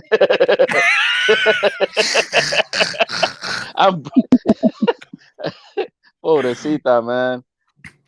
Oh, nice hook from Hernandez. As we are here calling her roadkill. Cameron refused back, and she comes back with the jab.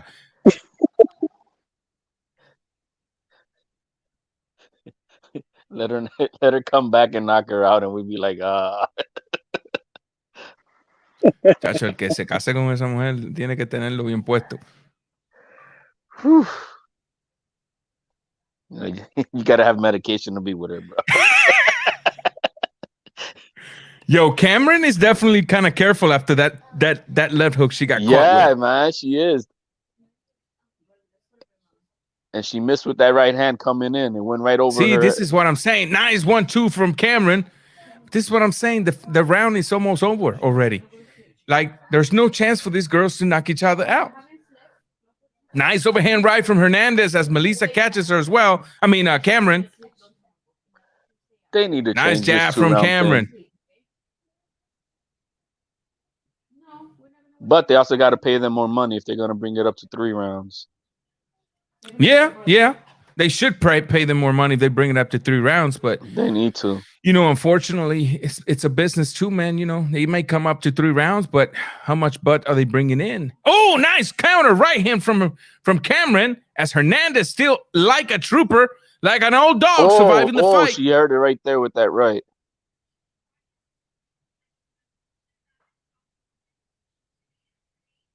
I definitely think Cameron is just being too careful now. Nice left hook from Cameron. She just needs to stick to the 1-2. That's all she needs to do. Yeah, that 1-2 was getting the job done in the first round, to be honest with you.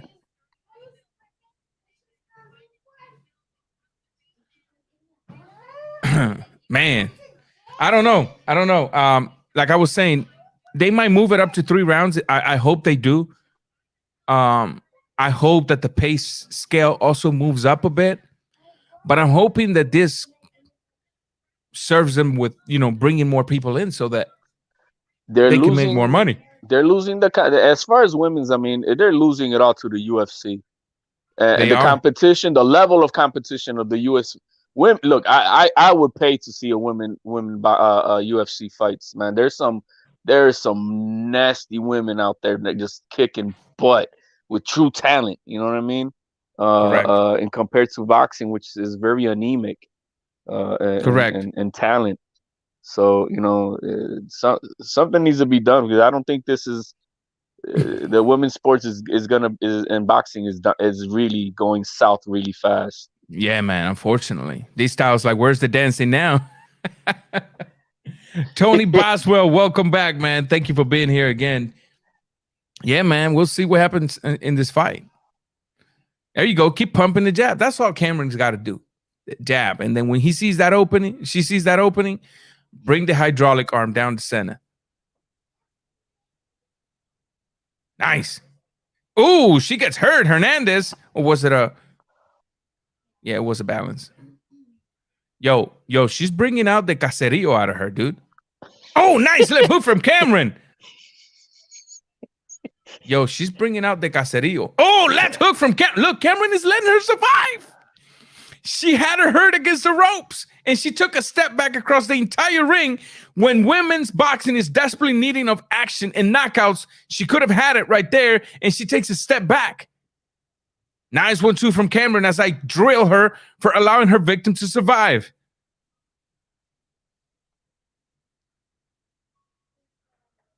Bro, her legs right now definitely tell me that she was eating just mangú, pastelito, all that for this fight. She didn't diet at all, dude. Jala quieta. You know, los boricua, we live off them perniles on women.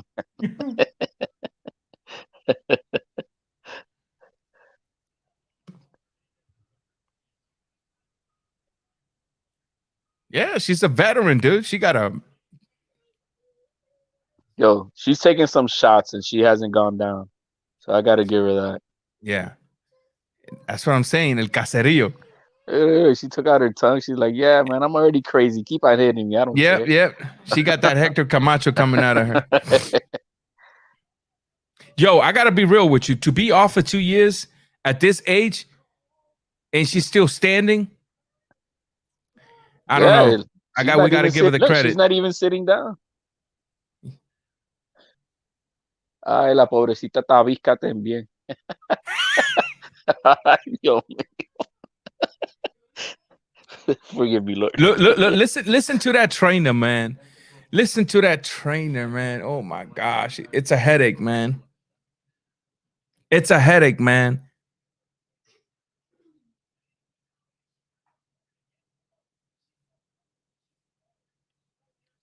Look, there is where she should have killed her. But look. On the way I go.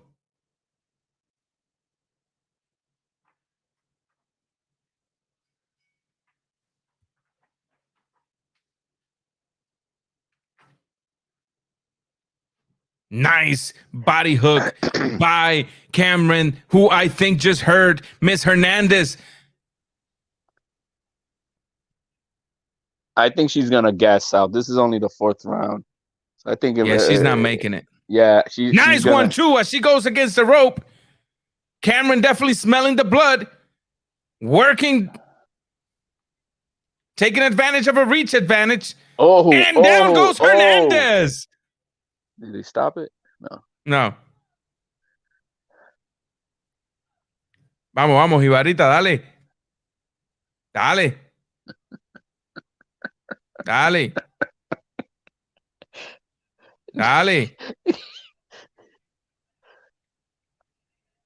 Nice uppercut by Cameron, as suggested by D-Style.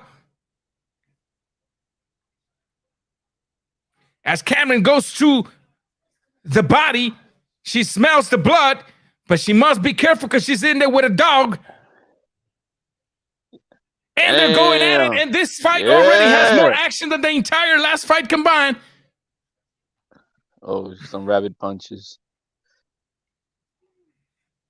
Let's go. Tell you one thing, man. I wouldn't want to face neither one of them in the streets. No. Una vez me dice, hey, take the trash out. Yes, honey, no problem. Oh, chat dropped. He had some bad connection, maybe. You know what I mean? Okay. Nice 1-2 from Cameron as Hernandez looks to survive another round. I think the ref's going to call it in the corner, to be honest with you. I think so, too. I think the ref's just going to go to the corner and just say, hey, yo, girl, you had enough. Let's see what happens here. Yeah, Chat, welcome to the building, brother. You keep paying. You keep paying for that McDonald's connection, bro. You gonna get that cheap connection, bro. She doesn't want to sit down, or they don't have a stool for her, man. I don't think she wants to sit down, but it wouldn't surprise me if they forgot the stool in the locker rooms. When you got this $300 trainer for the night, that's exactly what might happen. Oh, nice uppercut. That was a nasty uppercut. To be real with you. D-Style says this is all heart. Correct. Nahibara, man. Nahibara. I can hear D-Style's voice saying that. Oh, you know, it's all heart. It's all heart, brother. Let's see here. And the 5th round, halfway point of the fight, ladies and gentlemen. As Hernandez, the old dog, one fight in the last 5 years, still here, survive as Cameron catches it with a 2. 1-2, and a left hook catches her. We see Hernandez sort of wobbled in her legs as fatigue starts setting in. Cameron very confident coming in with upper body movement, doing a lot of feints, setting traps for her opponent. Chat, talk to me. How's the road trip, man? Everything good?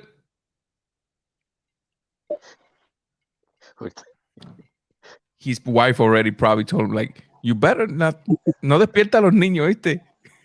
Oh, man. She driving me a little bit nuts, man. But it's good, man. Road trip's good. No, I'm just watching this fight, man. Cameron's opening up a little bit more, but I mean, I think it may end soon. Yeah, definitely the body work needs to continue because this girl has fought once in 5 years. So the gas tank went from 50 miles a gallon to 3 miles a gallon, you know? Yeah, that's ridiculous. She's still moving though, man. That's surprising, man. Look at her, man. She's still got, the pues esos son los plátanos, los pasteles, la guayaba. That's it. The ref has seen enough. What? Are you serious? Why did he stop it there, though? Out of everything, why did he stop it there? That is a horrible move by the ref. Yeah, I didn't like that. He could have stopped it when she was bombarding her earlier. That would have been better. Not right there in the middle of nothing. Wow. No, I don't like that stoppage at all.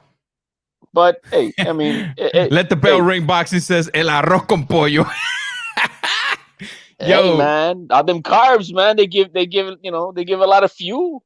yeah, correct. Maybe the fight should have been stopped, but I'm just saying it's the wrong time to do it, man. Yeah, but it's the wrong time to do it. He saved her some more damages she's already got. Look at the corner's already bitching at the ref. Yeah, that was a bad moment. He knows it. He knows it. Isn't that like the Nakatami fight? Was it Nakatami, the 40-year-old that got stopped at a random time as well? Is it the same ref? No, Takayama.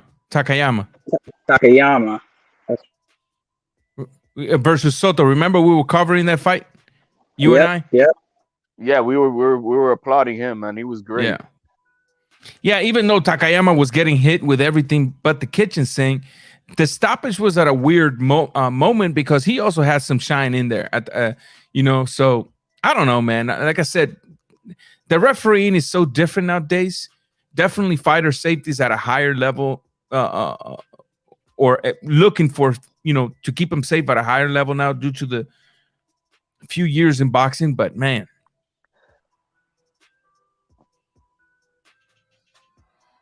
WBC champion of the world. Lawrence Cole strikes again. Yeah, correct.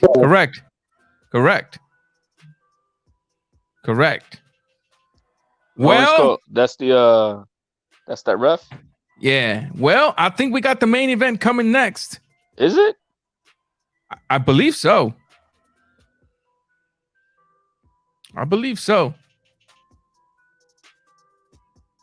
Well, this, as correct. you know, the Vegas correct. odds. He stopped Takayama, but he didn't stop Margarito versus Pacquiao. So on point. Great point. Great point. He stopped it after that right hand. That's W. Reles, welcome to the building. Disgusting stoppage. Pathetic. I agree. I mean, don't get me wrong. Ms. Hernandez was getting touched with everything, but it was just the wrong time to do it. You know what I mean? Wrong time to do it.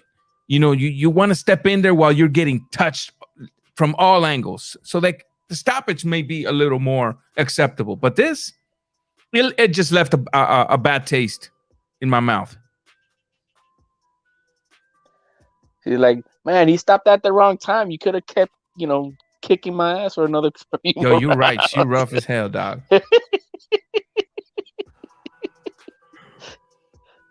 Still.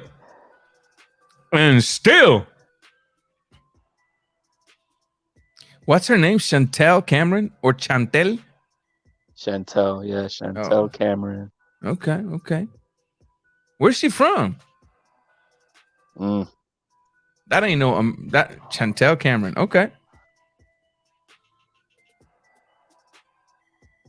No, Cameron fought a hell of a fight. Cameron dominated every single second of every of the rounds, but it's just man, it's just a stoppage. Yeah, main event is next, I believe. Well, this is what I gotta say about the next fight now coming up. The odds at the beginning of this in Vegas numbers, you put 1,000. I mean, you put 100 on Linares. If he wins, you get 1,100 back. That's okay. That was how. And right now it's down to, I think, 400. Oh, so they brought it closer. The odds right now. Right now is you put 100 on Linares, he wins, you get 400. Oh, so it's they're giving him a better chance now, but they had it a crazy odd before. Ay, pinche style. He's like, it was a bad stoppage, but me vale. Hey, D-Style, you probably got some Dos X down your systems right now. You got some chelas down your system right now. Hey, man, they hurried it up so we could get the next fight going. For real. Hey, chop it up real quick. I'll be right back. Absolutely. We got the GOAT saying he's got Haney by KO in 8 rounds. All right. Yo, D-Style, what you got the fight tonight as, man?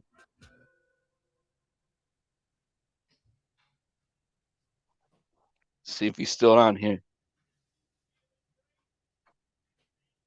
Linares, but let the best win. Johnny Diaz. How you got Linares winning, though?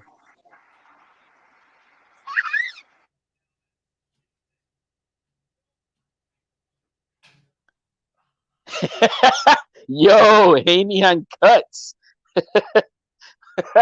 Yeah, Linares is known, man. He's got a lot of scar tissue. I got that. Hey, I never heard that one. Yo, that's a very big possibility. Yep, it is. Yo, yeah, man. He's got a lot of scar tissue. That I know for a fact. He's a bleeder.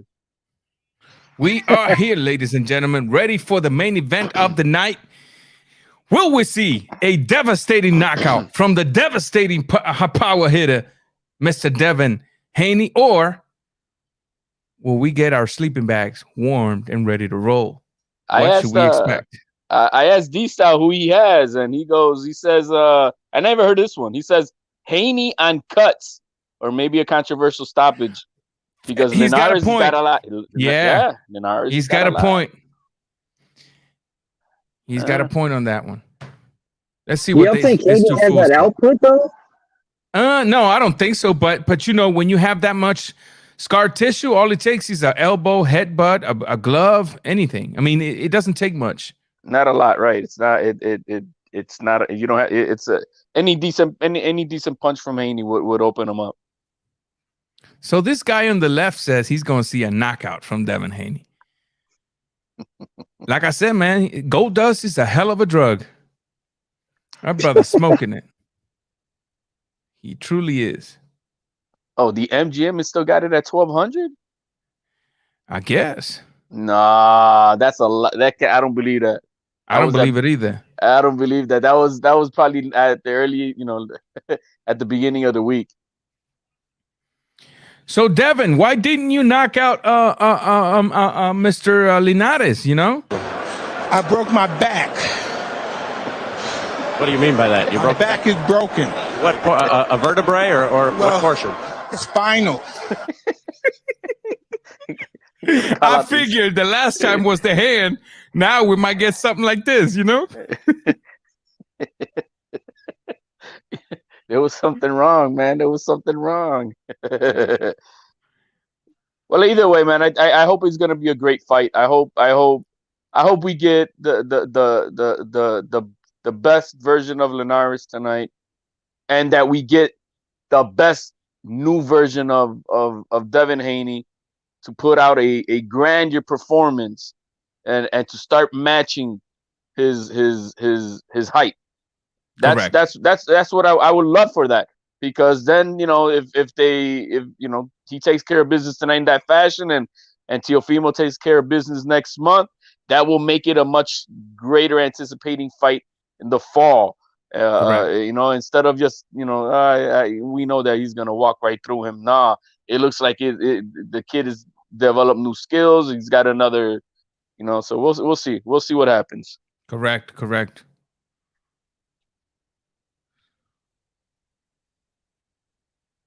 I think for this fight, my man, I'm gonna step back.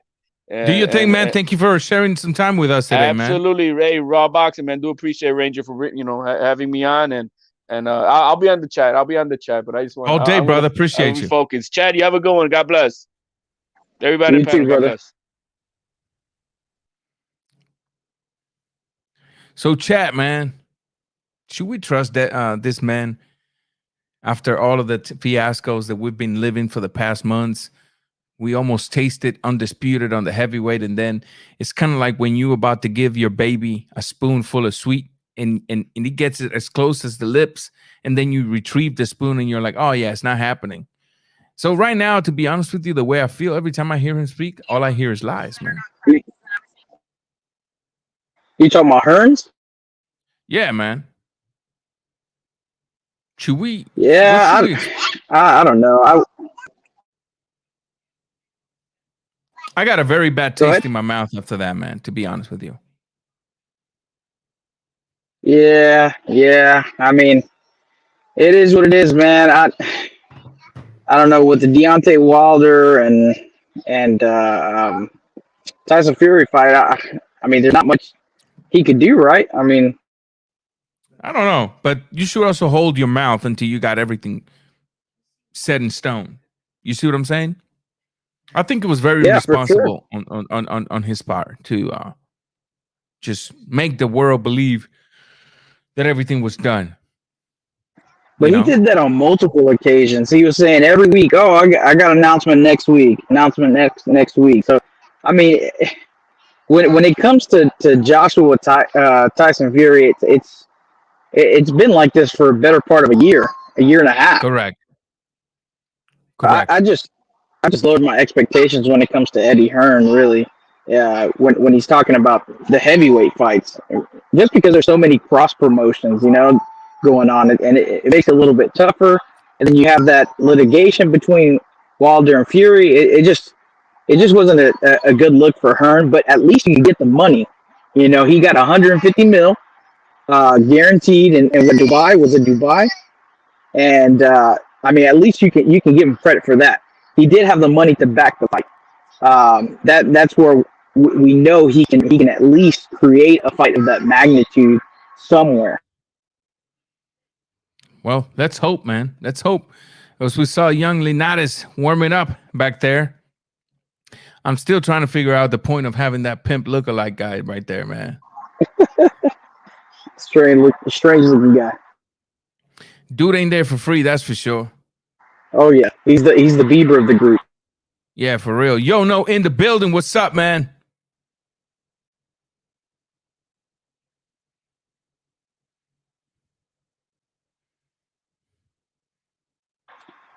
How you seeing that Manny Errol Spence fight? Oh man, I see. If Manny Pacquiao's able to cause enough damage in the first 4 to 6 rounds, I can see an Errol Spence defensive for the remainder of the fight, and Manny Pacquiao basically putting hurt on him. But if Errol Spence is able to control the pace of the fight from the get-go, and push Manny past the 6th round, then I can see, a late stoppage. I can see a late stoppage. Yeah. So I don't know. I mean, right now I'm still counting my eggs in that fight because you never know with Manny Pacquiao either. Yeah, he's a freak of nature for sure, and nobody's brought a style like he has to boxing. So I just think that maybe he can negate the jab of Spence. I think Spence's shots are really wide. As long as Manny's not riding the ropes, the speed is all Manny for sure. Correct. I don't know who that pimp lookalike guy is on his side, to be honest with you, Mackie, but he's not needed. I guess for show he is. Does Haney really own that Rolls Royce? Maybe he does. Maybe he's leasing it. Maybe he rents it the day he's gonna come out on videos. We don't know. At this point, we just know. Maybe Floyd Mayweather lets him borrow it. Who knows? Oh, there you go. You said it. Maybe Floyd let him borrow it. Yep. Yeah, I honestly think that in this fight, I think Linares, if he can hold the jab out and keep the pace slow, keep it at a low pace, I think that Linares has the possibility of upsetting. For me, Haney is a favorite. Haney's like the no-brainer, right? In this fight, Correct. He should win this fight, but it's how he wins the fight. If he can't do a snore fest, he's got to be more aggressive, especially when you look at all the other fighters in that division. Tank, like you can't have a low output and constantly keep your competition low on top of Correct. that. So you have low output and you have low level competition. So you're essentially hurting yourself when you step up. A guy like Gamboa didn't teach us anything. Gamboa had already just come off that Achilles injury, which I don't even know how he got that fight. That's amazing to me. But we knew that, Gamboa was a shell of himself. So I'm real interested on how this plays out. But I think that overall it'll be a good fight. Yeah, and not only to a shell of himself. I mean, Gamboa was never dominant outside of the 126 pounds. I mean, he skipped 130. He went straight to 135, and then he started losing with the bigger guys. And I think Gamboa should have never done that. So, he avoided Brandon Rios back in the day, if you remember that. Brandon Rios and he avoided Mikey as well. So I don't know, man. Gamboa was picking and choosing there for a little while as well. So, are you going to catch that Donaire fight? When is it? Tonight, right? Tonight at 10. Yeah, I think that's what. I guess when the card starts, I'm not too sure. Somebody knows in the chat. Throw it in there. I'm looking up.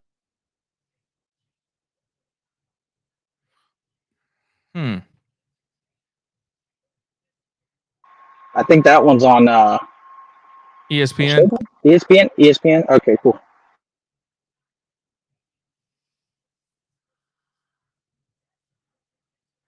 Let's see here.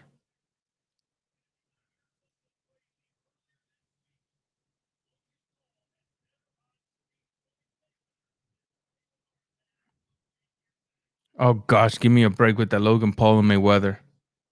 For reals.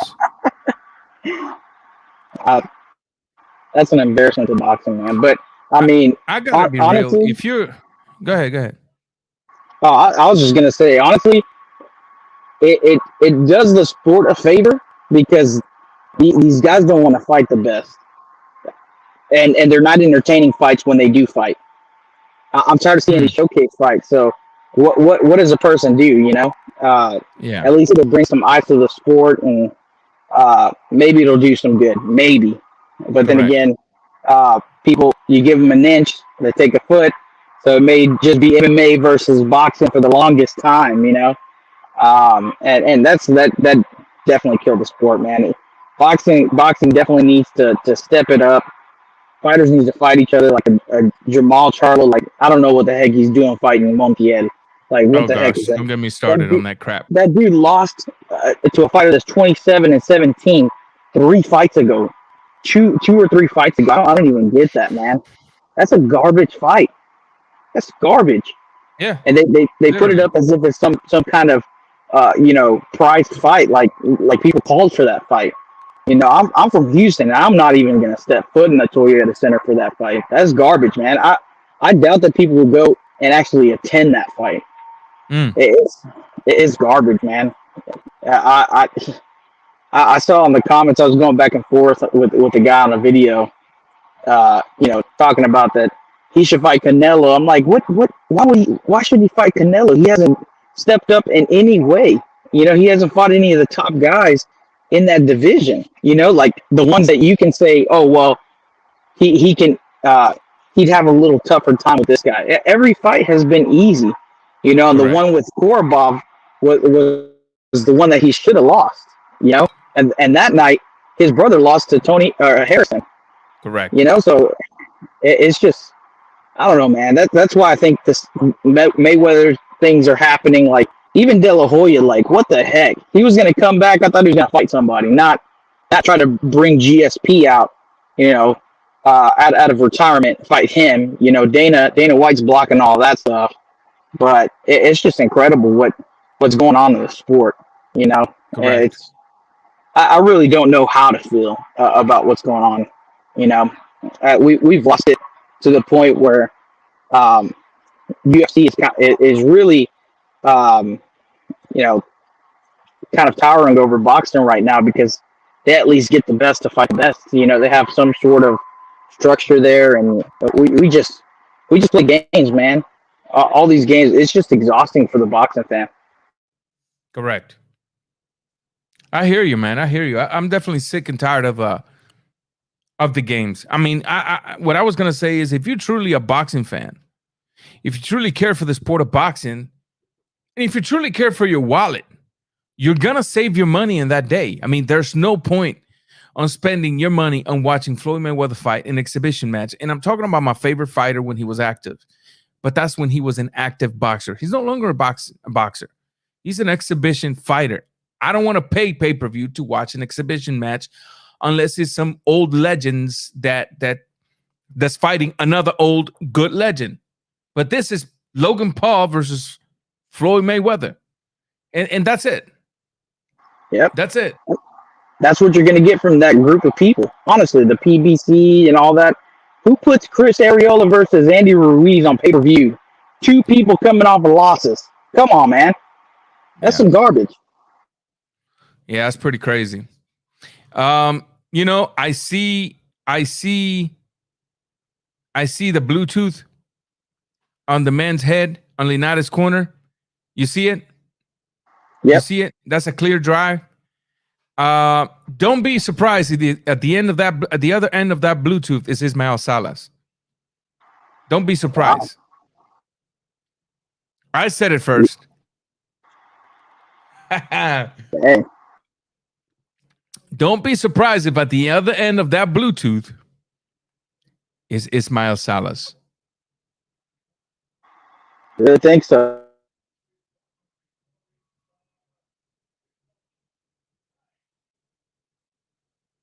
Please don't give me no. Let me see what we got here.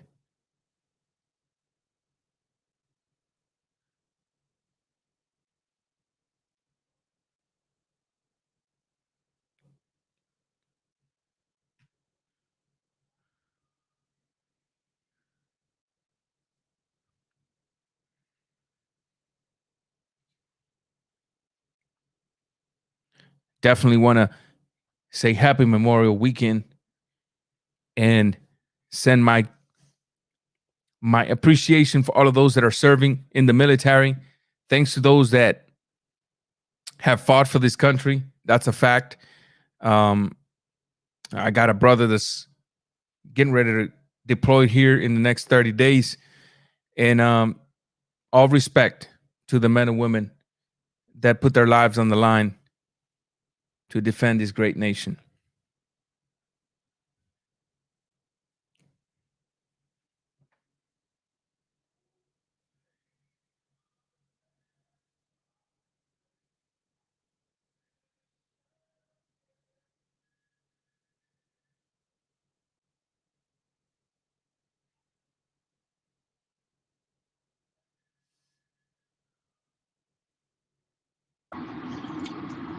If Haney wins tonight, where should he go from here?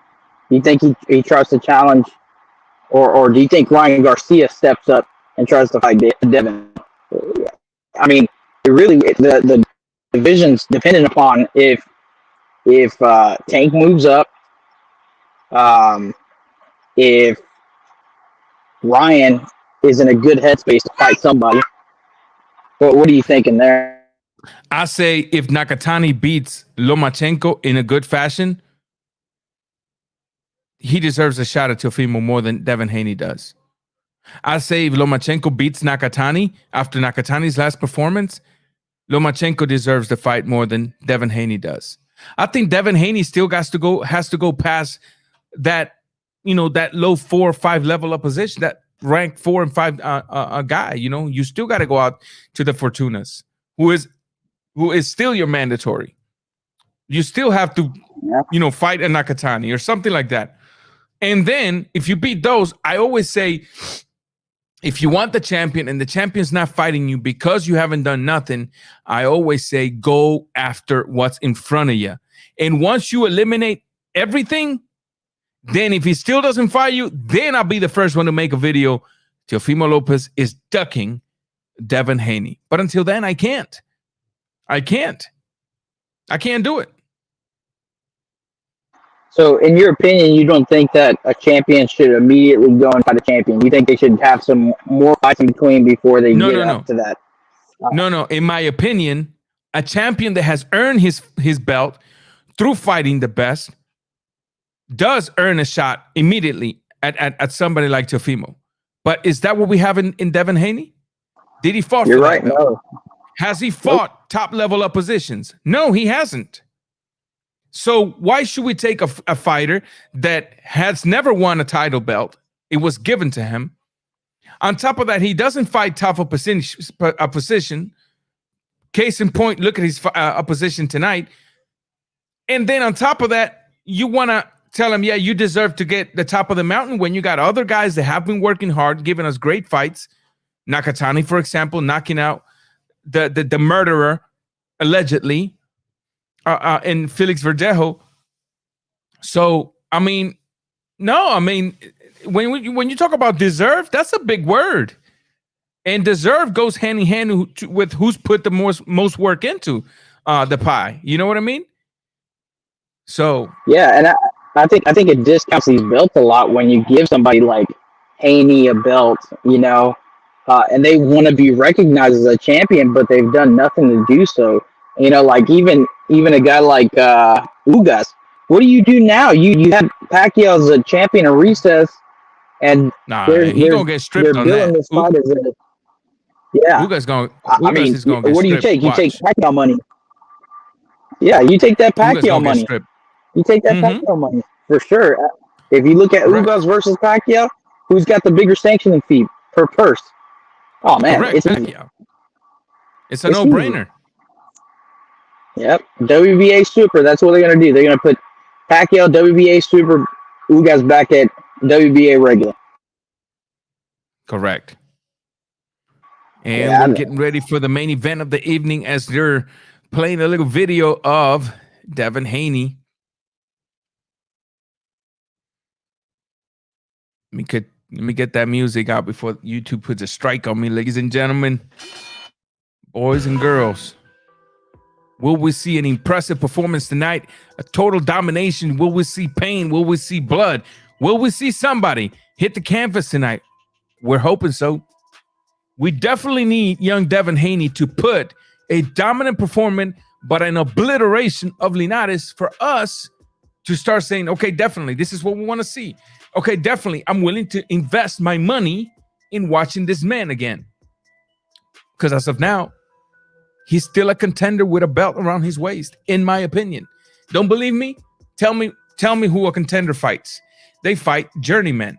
They fight old fighters. Who has Devin Haney fought continuously back to back? The past two fights, old fighters, ranked 35. The other one ranked 20 something, almost 30. So call it hating. I call it facts, undisputable facts, as a matter of fact. Yep.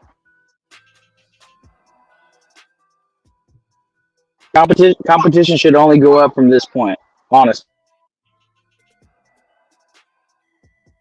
Let's see. As I always said, they will get money for that belt, but no love or recognition from real fans. That's a fact. That's a fact. The problem is that they got the belt, they got the money, and they crying about the recognition. No, you want the recognition, you got to put the work for the recognition. Look at Bill Haney. His arms is gonna get tired of lifting that belt. He probably sleeps with that belt because he's making the money with that belt. Exactly, man. He's right in line with Angel Garcia, back in the day when he was talking all that mess, man. Honestly. Patrulla Click here says a KO within 6 will do. Yeah. A KO, honestly, Patrulla, if Devin Haney knocks him out with 15 seconds to spare of the 12th round, that's good enough for me. I just need to see a dominant performance, a lot of pain. I want to see a knockout, or at least give me two or three knockdowns. Something that incentivizes me as a fan to want to put my hard-earned money to work. Other than that, I don't know. Watching around the world. Legendary.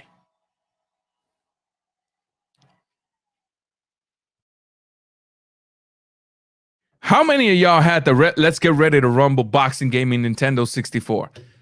Put it on the comment section. That was one of my jams, man. My favorite boxer, Afro Man. How many of y'all remember Afro Man? Y'all ain't even old enough to remember that. I still have my console with that game. Let's get ready to rumble.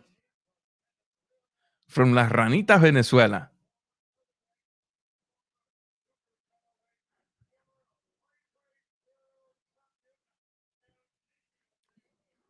Well, see, El Niño de Oro, he better be gold tonight and not silver. Be good, D-Style. Be good, brother.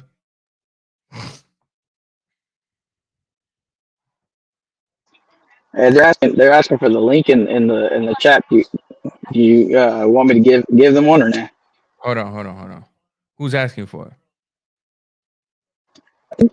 D-Style. Oh, he told me he got to run. Oh, I didn't see that. Sorry, D-Style. I didn't see that. D-Style, you got my number. You should have texted me, bruh. No, I think he said, got to run, brother. Enjoy.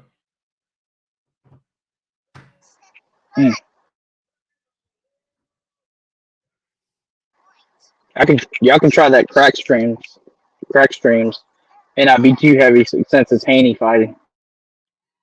Yeah.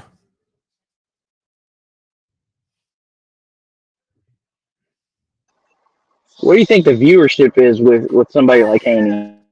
I don't know, man. It's hard to say.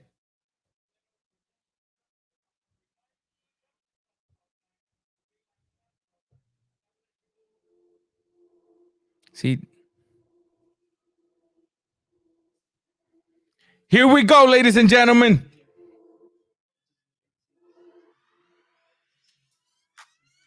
Too much too soon for young Devin Haney, but he got a belt.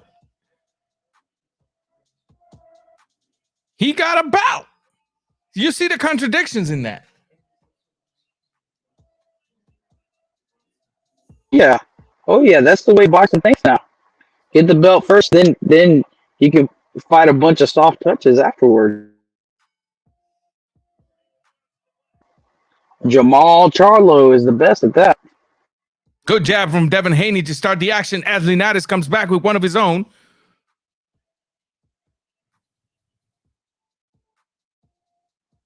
Jab from Haney.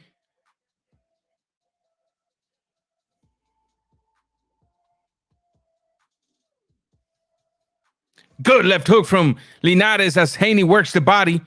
Another jab from Haney. 1, 2, and up from Haney. Nice right hand from Haney. Check hook from Haney as lands on the glove. Jab to the body from Haney as he controls the action.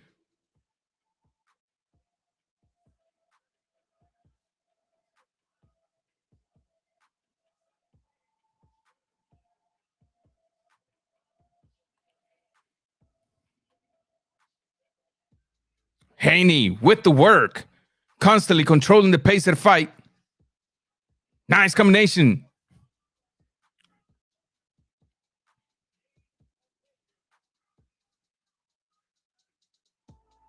As of now, Devin Haney is doing what he's supposed to do. You got to keep that right hand, that jab pumping, bringing it to the solar plex on the old fighter, poking at the gas tank. So expect Linares to take a few rounds to let loose a little bit if he's able to control the jab. If he's able to neutralize the jab, I don't see Devin Haney with anything else. True. Nice left hook from Linares as Haney comes back with a good stiff jab.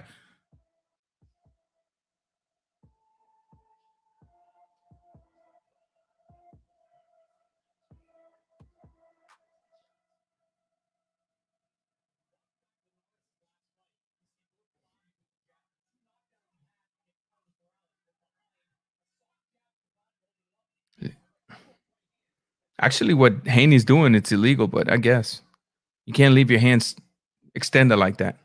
Yeah. Oh, yeah. Devin Haney's definitely putting the boxing work in there.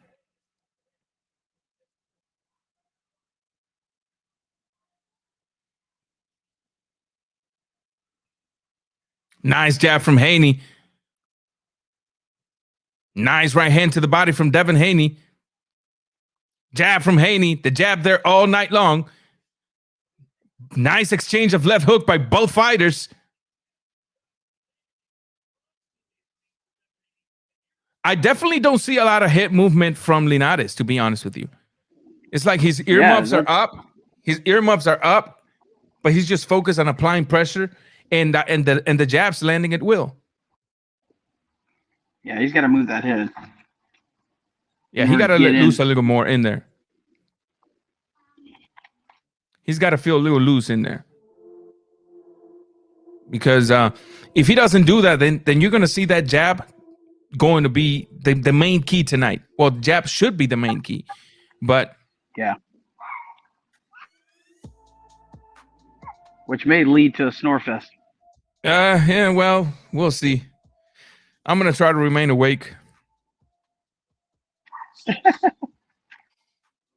But so far, I got to be real. So far, I got to be real. The fight's not bad. What we've seen right now. If they can keep this action going and increase it a little more, we might have a good fight in our hands. Yeah, and I do agree with Sergio Mora on that. You cannot go to work, compete with the faster jabber. You have to find a way to neutralize that jab. Good job. There you go. Go to the body. Give me angles, upper body movements.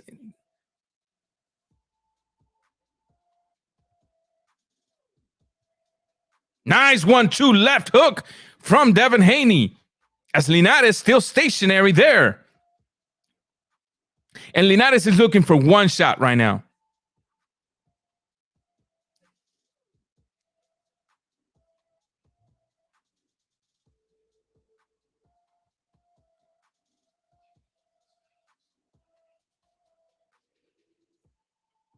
Nice uppercut from Devin Haney.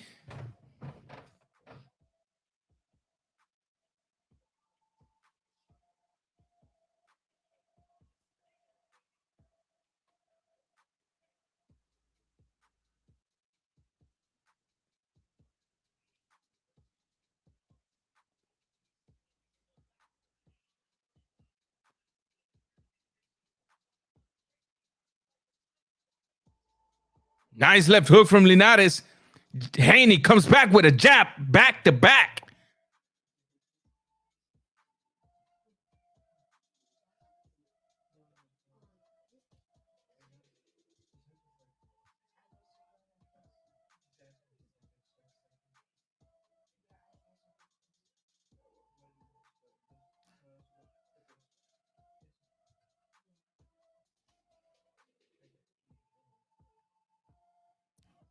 Beautiful jab and beautiful defensive work from Mr. Devin Haney.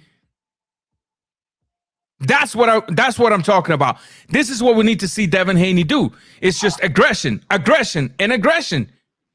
There you go, aggression. He's got the crowd going a little bit, though.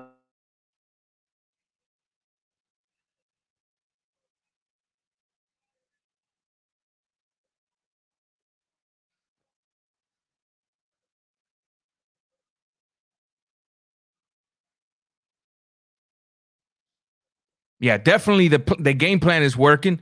Get the old fighter tired by going to the body. Control the pace of the fight with the jab. Nice 1-2 as they miss from Linares. Linares is opening up a little bit more, though. Pushing the pace a little bit more now. Yeah, yeah.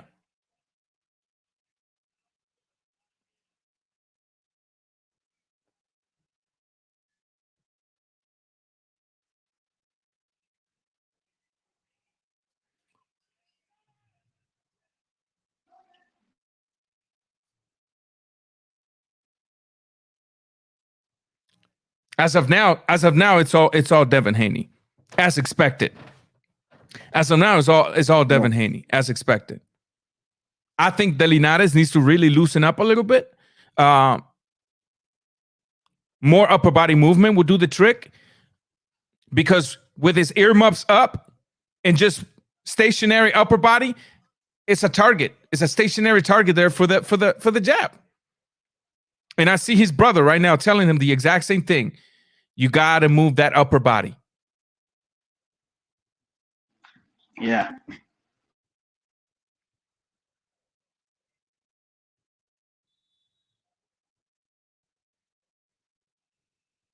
Nice uppercut from Devin Haney there.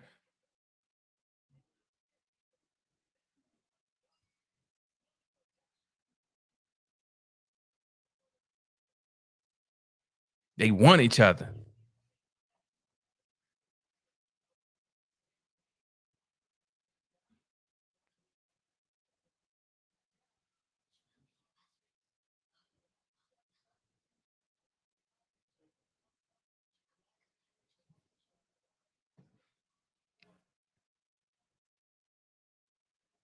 There you go. That's what we need to see, Devin Haney. A dog in there.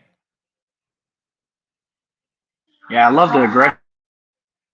The defense is there all day. All day.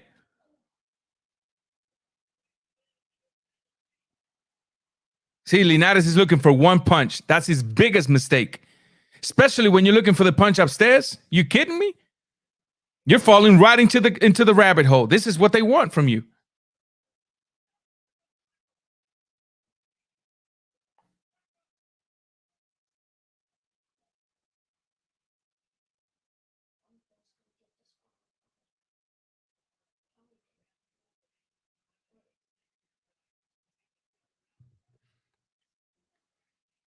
The problem is, at some point, Linares is going to have to figure out that he's got to eat some punches, but he's got to make this fight ugly. Go to the body. Even if you take it upstairs, you have to go to the body. Nasty combinations to the body. Start making the fight ugly. Yeah, he does.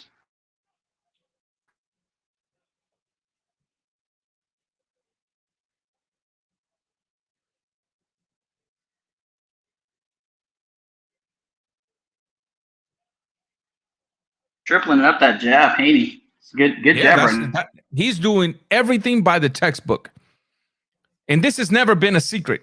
I've always said it. He's a very good boxer, but he's doing this, and then I already know what's going to happen. Once this fight ends, people's going to say, and I'll be one of those, who did he do it against? No, Linares. One thing I'll say is I don't like that Haney's mouth is wide open. He's going to get his jaw broken. If he gets caught solidly, he might.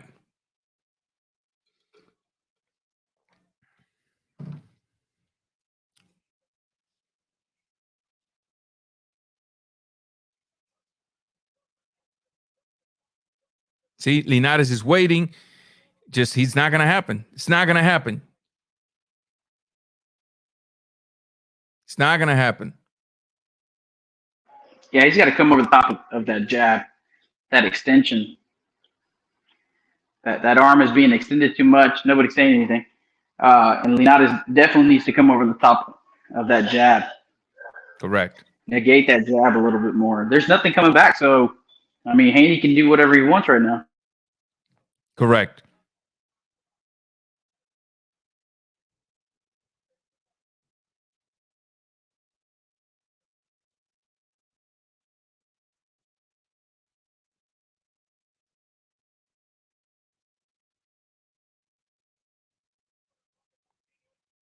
See, there you go. It's defense. One punch at the time is not going to do this, especially when Haney knows that, if I set this trap, I know he's coming back with a counter left hook, so I'm waiting on it. That's exactly what's going on. It's head hunting. Yep. While Devin Haney's working downstairs, upstairs, this man is just wanting the one lucky shot. It's not going to happen. Yeah, and he's a seasoned fighter. He should know that. He's got to go to the body. He's got to push the jab. Go stab jab to the body. Make Devin reset his time.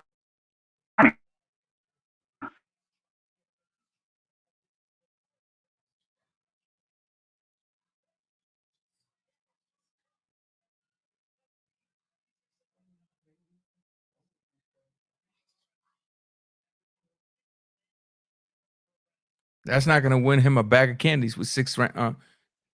Nice left hook. Nice left hook. Yeah.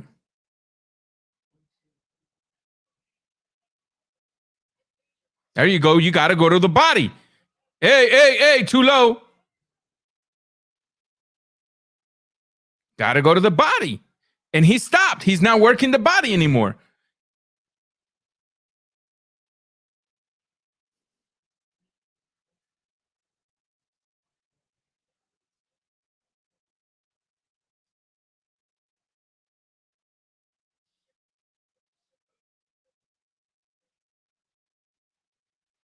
Great job, actually. Good work by Devin Haney. Ooh, right.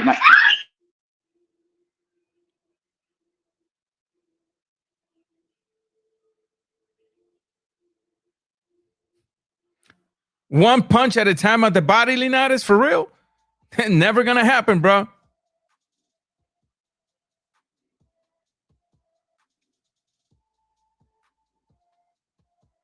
There you go. The body's the key. He's allowing Linares really to do whatever he wants, to be honest with you. Yeah. He is right now.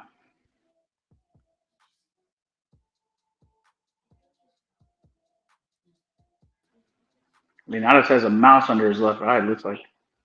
Yeah.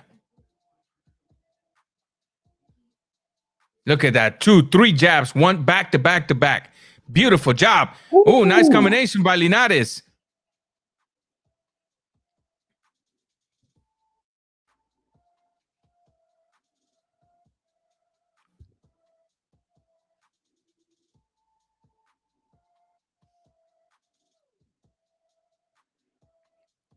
I'm telling you, if Linares opens up to the body, man, this fight takes another different toll. Great job by stay close to him, working to the body. Nice left hook by Linares as Devin Haney comes back with 2 jabs of his own.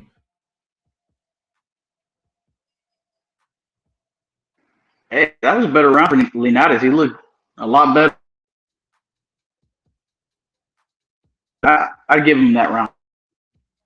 Nah, I don't think he still won that round.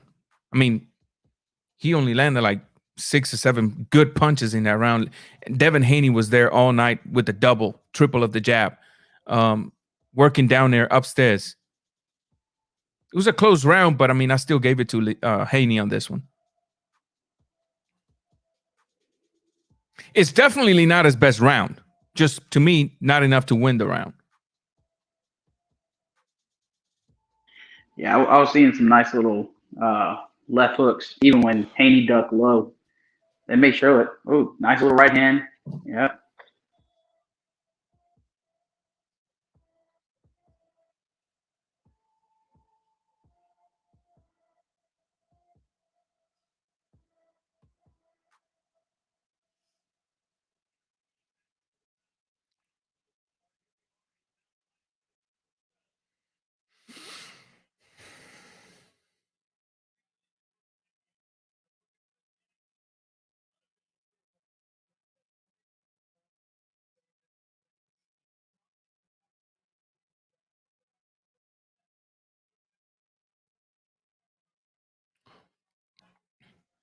See, Devin Haney is doing what Linares should be doing, working downstairs, right?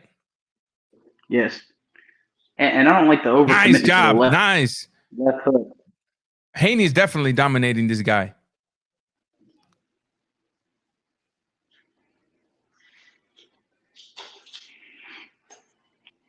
Yeah, I think that Linares is overcommitting to the left hook and missing so badly that Haney could time that. You know what Devin Haney reminds me of? Devin Haney reminds me of a Winky Wrights, somebody that was very good defensively and a very good boxer, but never excited the crowd. I mean, for somebody like me, I see this and I enjoy it because I know boxing, but let's be real. Boxing is the greater percentage of boxing fans are casual fans. And the casual fan is looking for the hurt business. That's what they're looking for. Right. I could see a little bit of Mosley and Haney at times. If you notice it. Not in the powerhouse.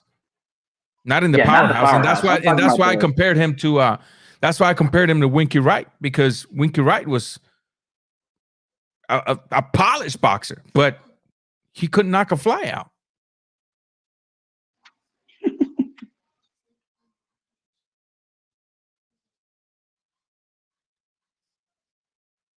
Look at that. Double, triple in the jab and landing.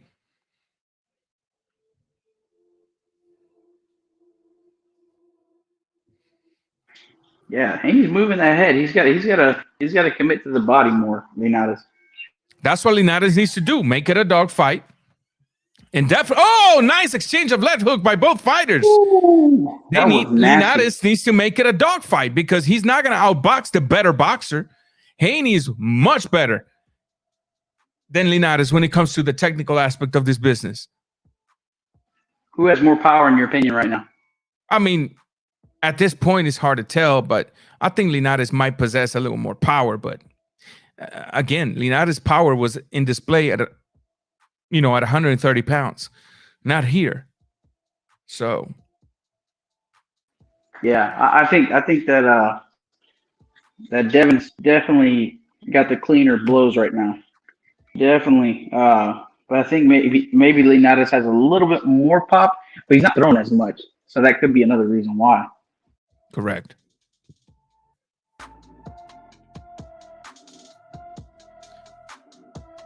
So definitely, man, at this point, that's the only thing I see that Linares can do. One is catch him with a lucky shot and end his night. Two is make it a dogfight. Continue to the body. Focus on the head only at the end of your combinations. That's it.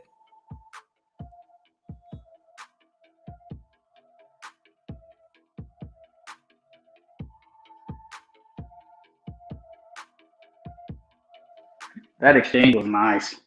Yeah. 6 rounds.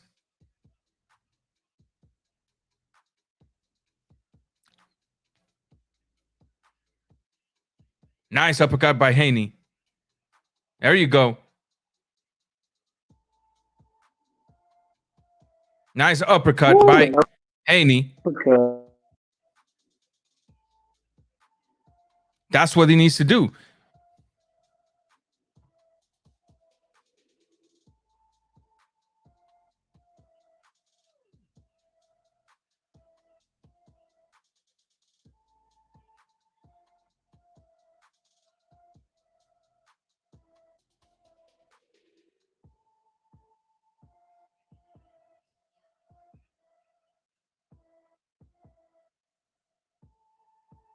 There you go.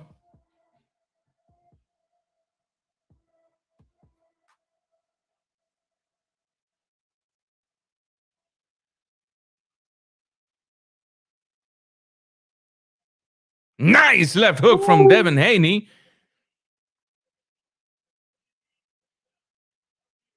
The fact that Devin Haney landed that left hook and he didn't even phased Linares has me questioning even more Haney's power. Even more Haney's power.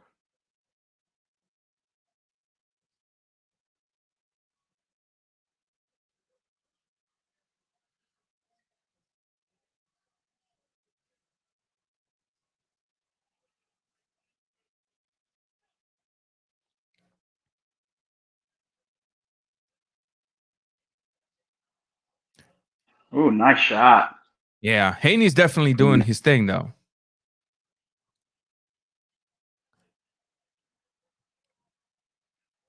That's what he needs to do. Put the pressure and don't let him survive. That's why people don't like you, dude.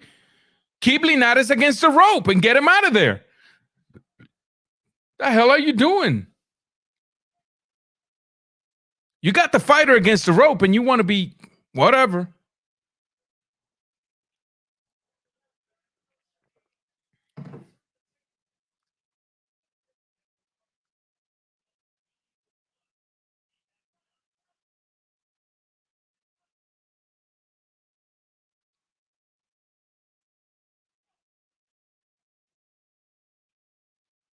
Yeah, Linares is tired, homie.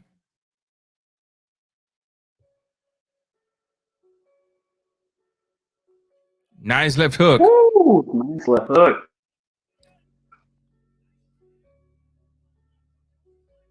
Just missed with that right hand at the end, too. Nice right hand by Devin Haney.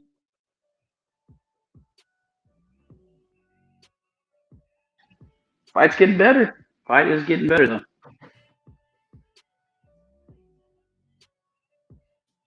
I'm telling you guys. Right now, all we need to see is Devin Haney fighting tougher opposition because I've always, like I told his own father, your kid has the skills, but what are you guys doing for his career? Absolutely nothing. You know, can you imagine how many fans are going to be like, yeah, but he did that against a 35-year-old, washed, been knocked out 5 times, Jorge Linares. Trust me, it's coming. And guess what? It won't be hate. It will be nothing but facts. I want Linares to stop. Haney to stop Linares. And then I want Haney to face some of the top 5 guys and get him out of there. Here we go.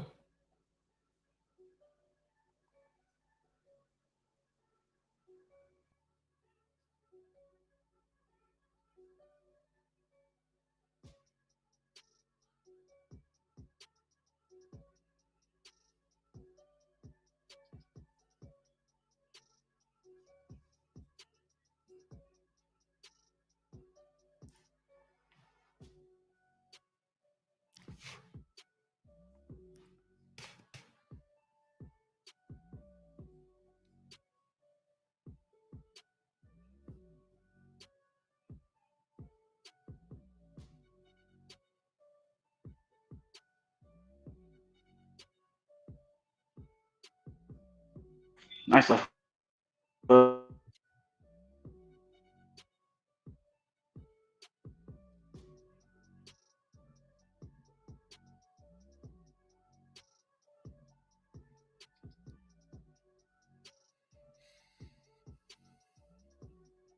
He needs a knockout already. What are you talking about? He needed a knockout before the fight started. He wasn't gonna outbox Haney. I've been telling people this fight was picked for a reason.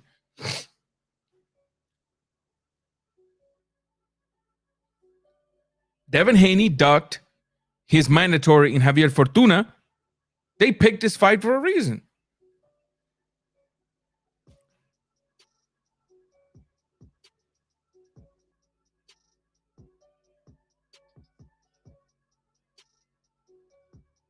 Nice uppercut by Devin Haney.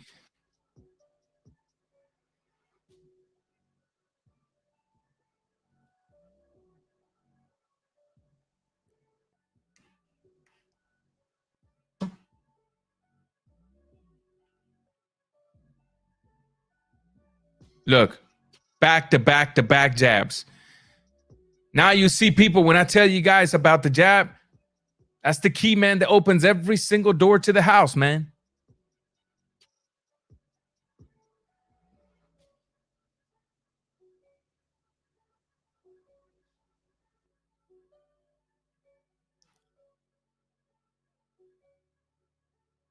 Nice jab by Haney once again.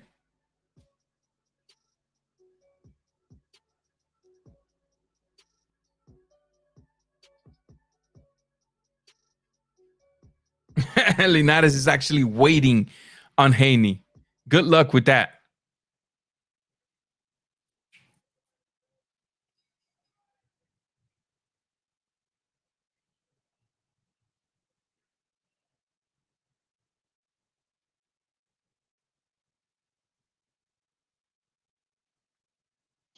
Yeah, Linares needs to step it up, man.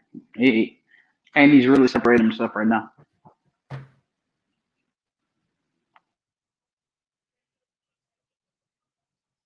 Exactly. You got to let your hands go. That's a good advice by the brother. But you got to let your hands go in combinations to the body. Finish them upstairs. Because right now he's extremely focused on defending upstairs because that's the style of fighter that he is. And, when you see Devin Haney will pose a threat even to Teofimo. But I want to see Devin Haney against Teofimo when he earns the fight with Teofimo. This is not an earning fight to Teofimo. It's not. I don't care how much. Nice uppercut right there.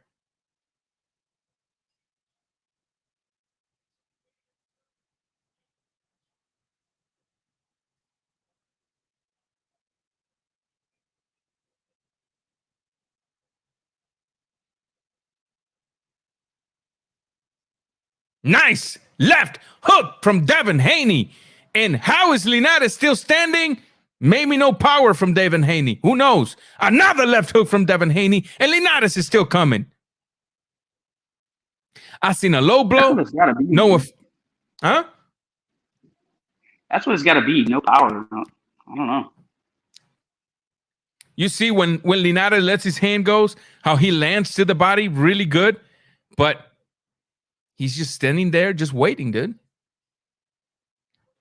Yeah.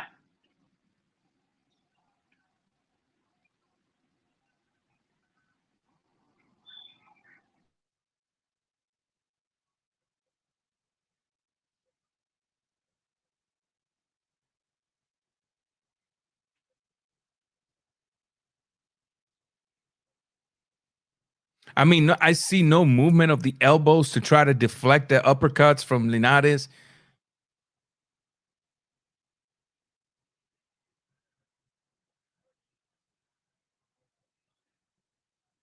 Of course.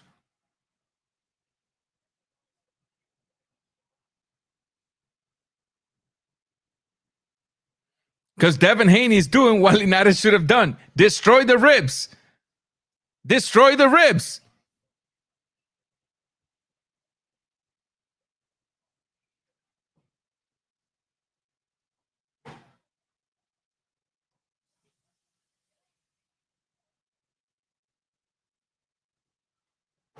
Nice work from Haney. Nice work from Haney.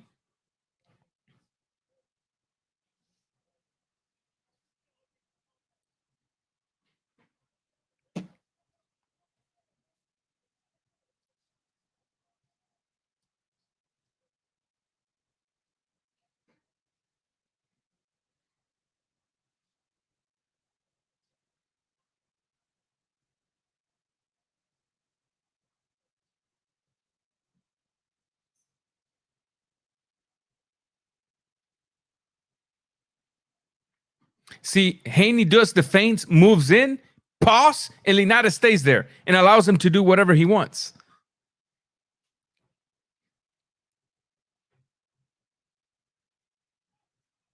Yeah, I don't get that. I don't get why he's kind of frozen. It's got to tell me that he's at least Haney's got some pop to make him weary, or he can't pull the trigger. Might be that too.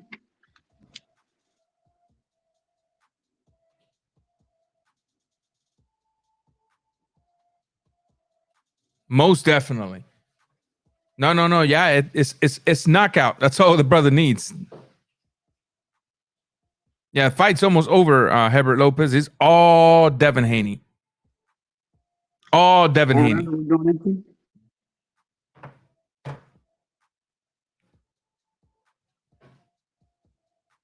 Work him downstairs now? Y'all should have been saying that for a long time.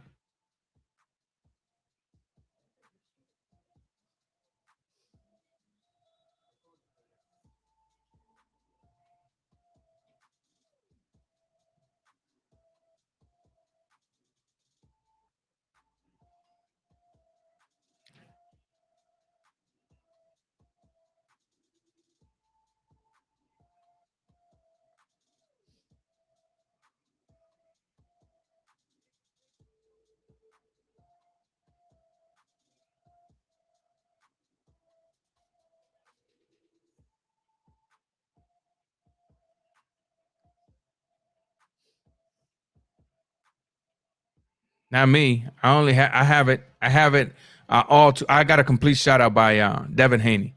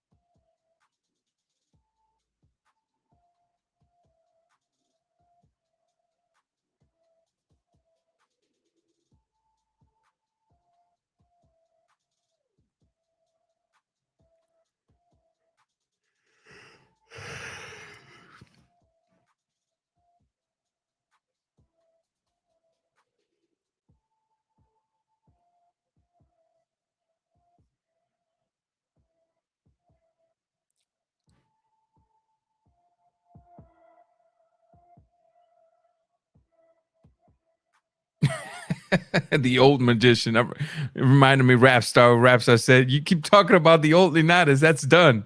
Nice uppercut by Linares.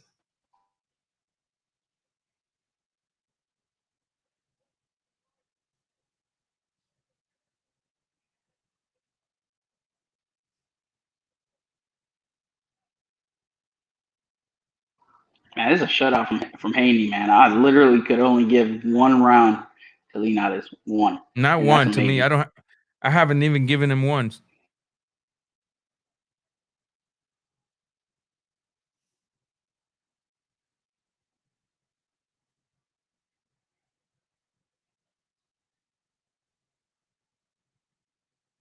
I haven't seen no upper body movement from Linares. Nothing. I've seen just a stationary target. Yeah, I think Linares is done being a top tier fighter. At least one that challenges. Definitely a journeyman after this fight.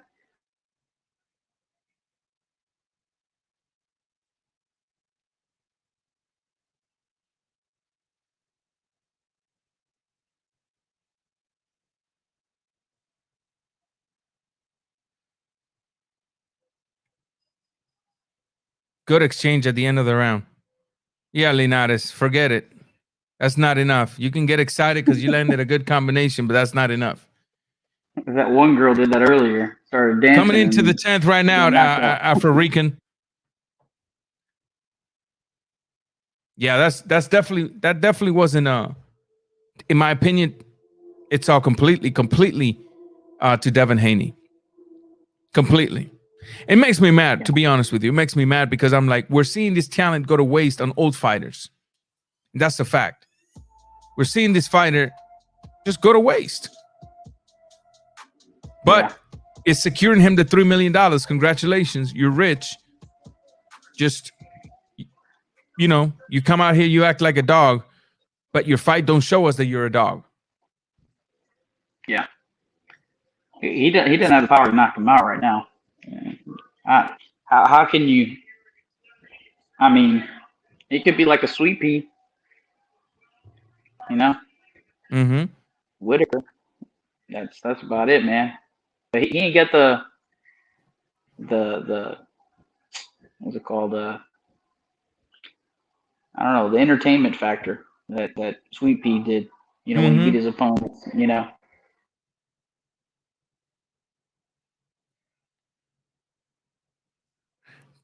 Correction, Chris Maddox. Linares is not a power puncher. He's got good, decent power, but he's not a power puncher.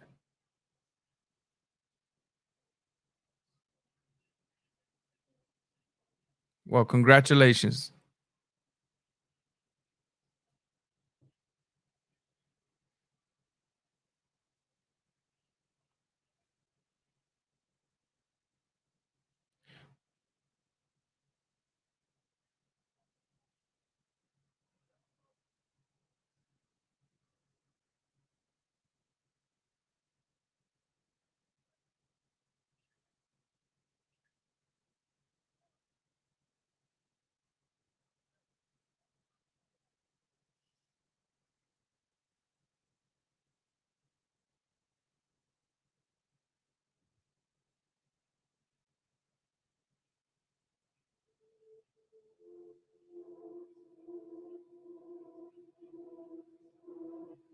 Let's see here.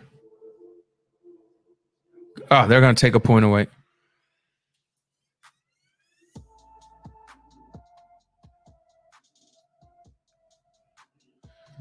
And then Linares back to head hunting. Back to head hunting.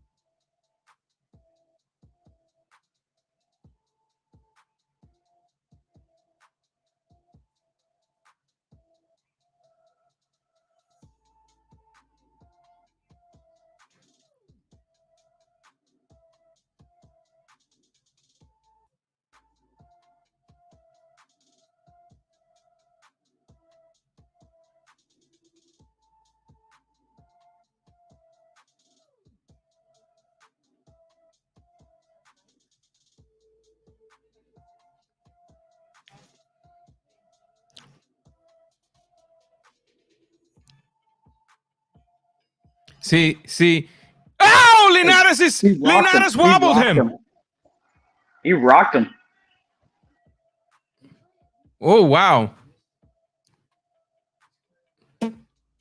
Oh, I didn't see that coming, to be honest with you. I didn't see, man, that boy Bill, you better tell him to remain calm. You better tell him to remain calm. That's a young brother. Don't ruin his future. Remain calm. We've already seen him now without power. He landed a low blow, didn't buckle Linares. He's been landing everything, didn't buckle him. Now is when I tell him, go out there and give me 5 jabs per second. He's still trying to recuperate, man. He's still trying to recuperate, man.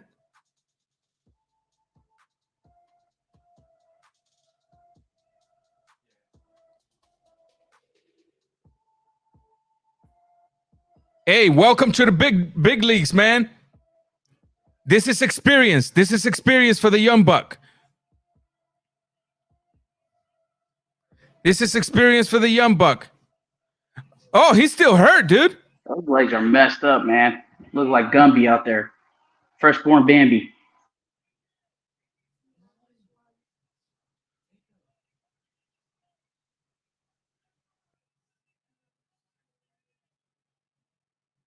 Dude, he's even wobbled to the body. He got touched to the body with a jab and got wobbled. Again, he went to the body, finished the combination upstairs, and hurt him. Too late. You're doing it too late, and now you allow him to do whatever he wants.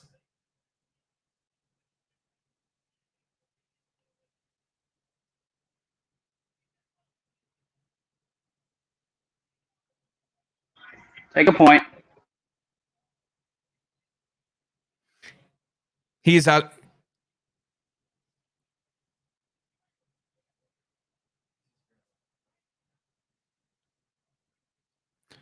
Why is Linares so stationary?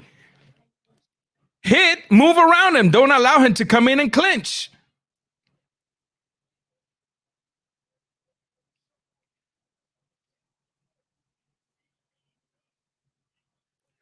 Yeah, Haney's definitely trying to survive, man.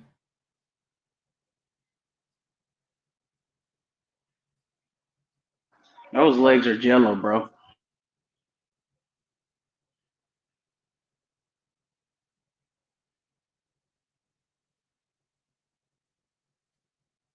But Linares is letting him off the hook, though. Yeah, Linares is allowing him to survive. What the hell is this? This is not Linares, dude. Look at that.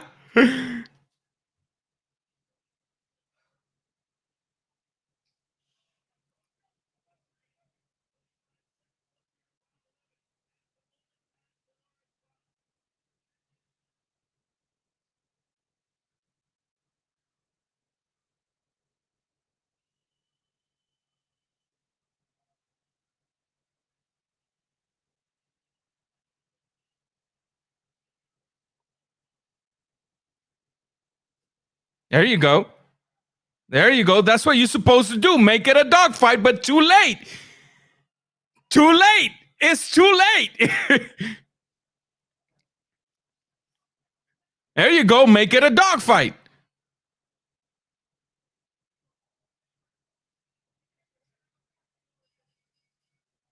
And now Haney's just going to come out on the motorcycle. Yeah. All that holding, man. That was majority holding. So the last two rounds, we could probably give it to Linares.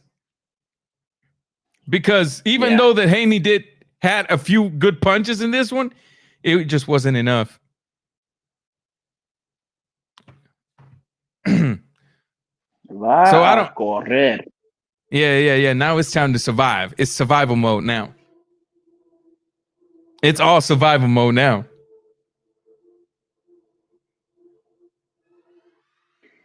Bro, that. Yeah, Linares allow him to survive. Yeah. Yeah, that was shameful, man. That's how you know Linares is pretty done. It's shot. That's it. Dude literally looked like a freshborn Bambi. He let him off the hook, man. I don't even understand that.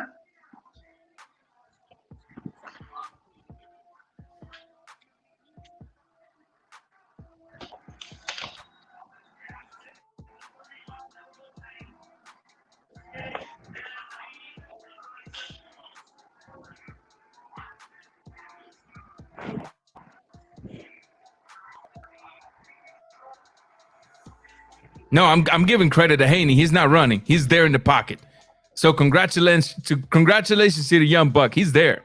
He wants to show Linares, I'm hurt, but I still want to dominate you inside. Point taken away. Man.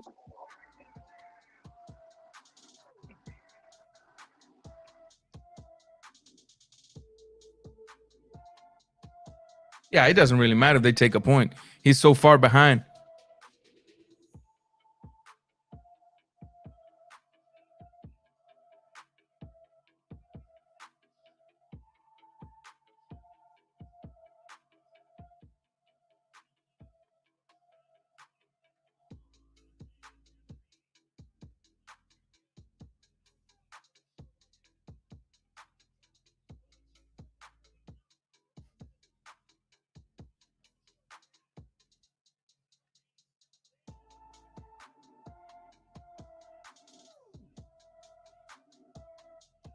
Great job. Great job.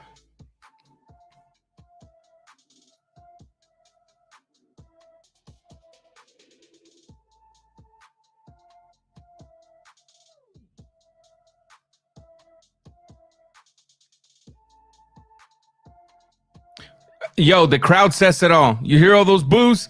The crowd says it all. It's not me. It ain't Ranger being a hater. You hear the crowd booing. The crowd is the best judge you'll ever have, Bill Haney. The crowd is booing this fight. The crowd is booing this fight, Bill Haney.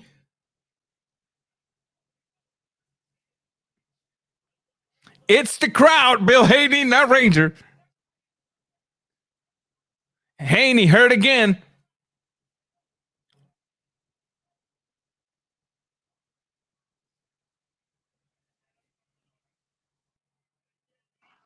All that holding. Take a point, man.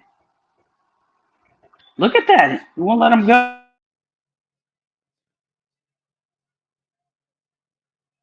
It's the crowd, Bill Haney. Bill Haney, it's the crowd. I want to know what you got to say about this performance. Talk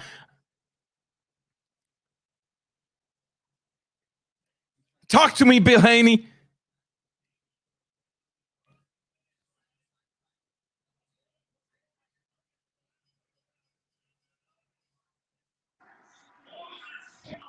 Not a single point taken. That's amazing. Held for 3 rounds. Held for 3 rounds, bro.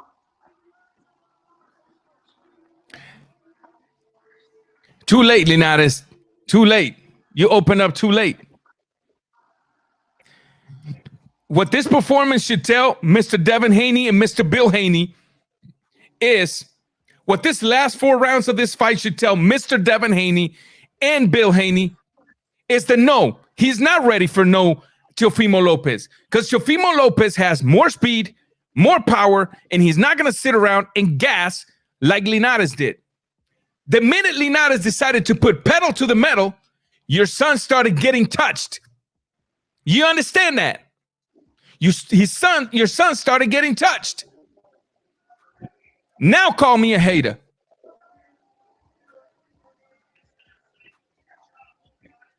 You barely went around.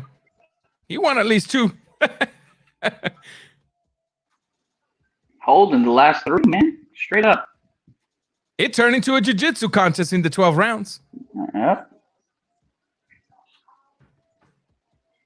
I mean, it's half Linares' fault, too. Oh, of course. Linares didn't open up. It was too late when he decided to open up.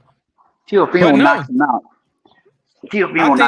I think if Devin Haney goes in there against a Teofimo, it's over, man. It's over. It's over. I think Haney beats Ryan Garcia, but I don't think so. No way. No way does he beat Teofimo. No way. I don't think he beats Ryan Garcia either. I don't think so. Man, I just look at that Luke Campbell fight, man. That's my reference for that. I think Haney is more elusive than Luke Campbell. Luke Campbell's square as heck, and he managed to knock down Garcia. I don't think Garcia has a chin, bro. Correct. But also at the same time, you're talking about a step up in competition, and for all we know, the nerves could have gotten the better of him. But what I did saw in that Luke Campbell fight was a fighter that even though he got hurt in the second round, he stayed in the pocket. He figured it out. He found a way, and he took his opponent out of there. Something that not everybody's able to do, and he done it. Now, remember, styles make fight. Oh, what happened? The zone messing up again. All right, the zone dropped. They're just saying that Chris Mannix had it 114, 112 for fight, which that's even too close for me, honestly. Unless he's scoring a 10-8 round, which I wouldn't be surprised. Joe Lopez, 40 ounce. Is this the guy that's supposed to beat Teofimo Lopez? Yeah, apparently. Nonito won by KO, apparently. Congratulations to the Filipino Flash.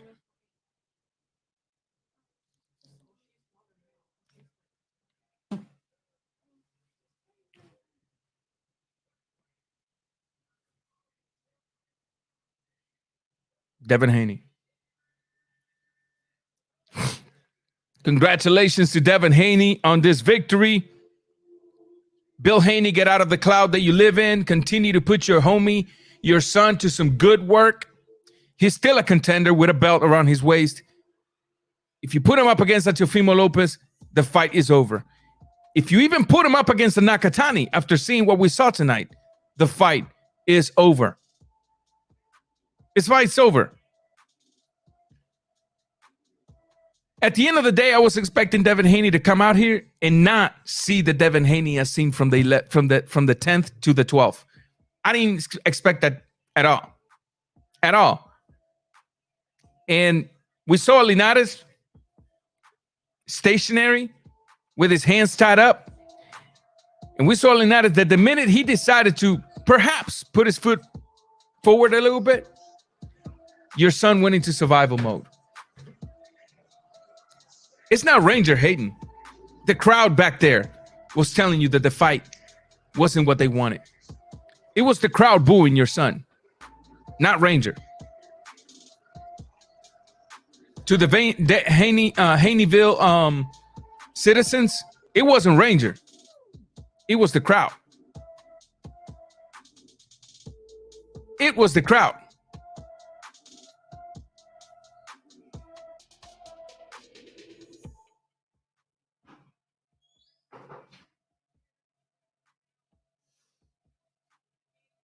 The biggest name to his resume is Jorge Linares. Yep. And this little Donaire fight is picking up. It was a good fight. Donaire just knocked him down for the third time. Donaire's about to beat this guy. It's over. He knocked him out. Donaire knocked him out. Okay. Nonito's, man, they count him out, man. He's got power, bro, and speed. Yeah. Good. Yeah, that's experience for him.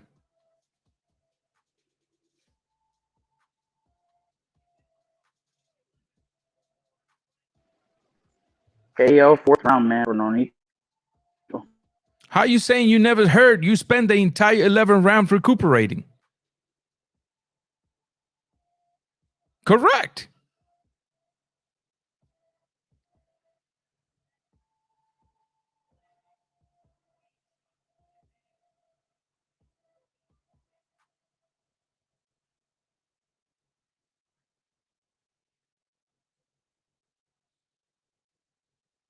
Mm-hmm.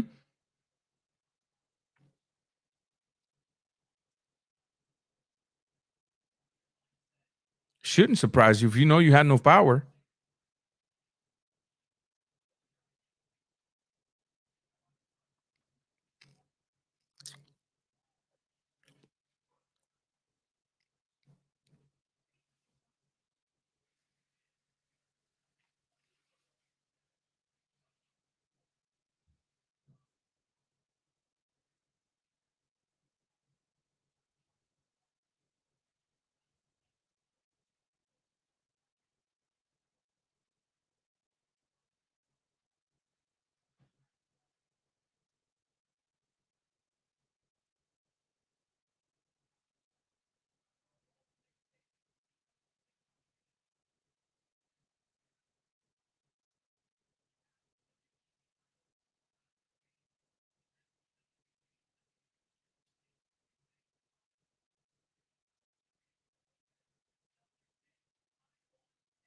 I haven't heard the good question yet.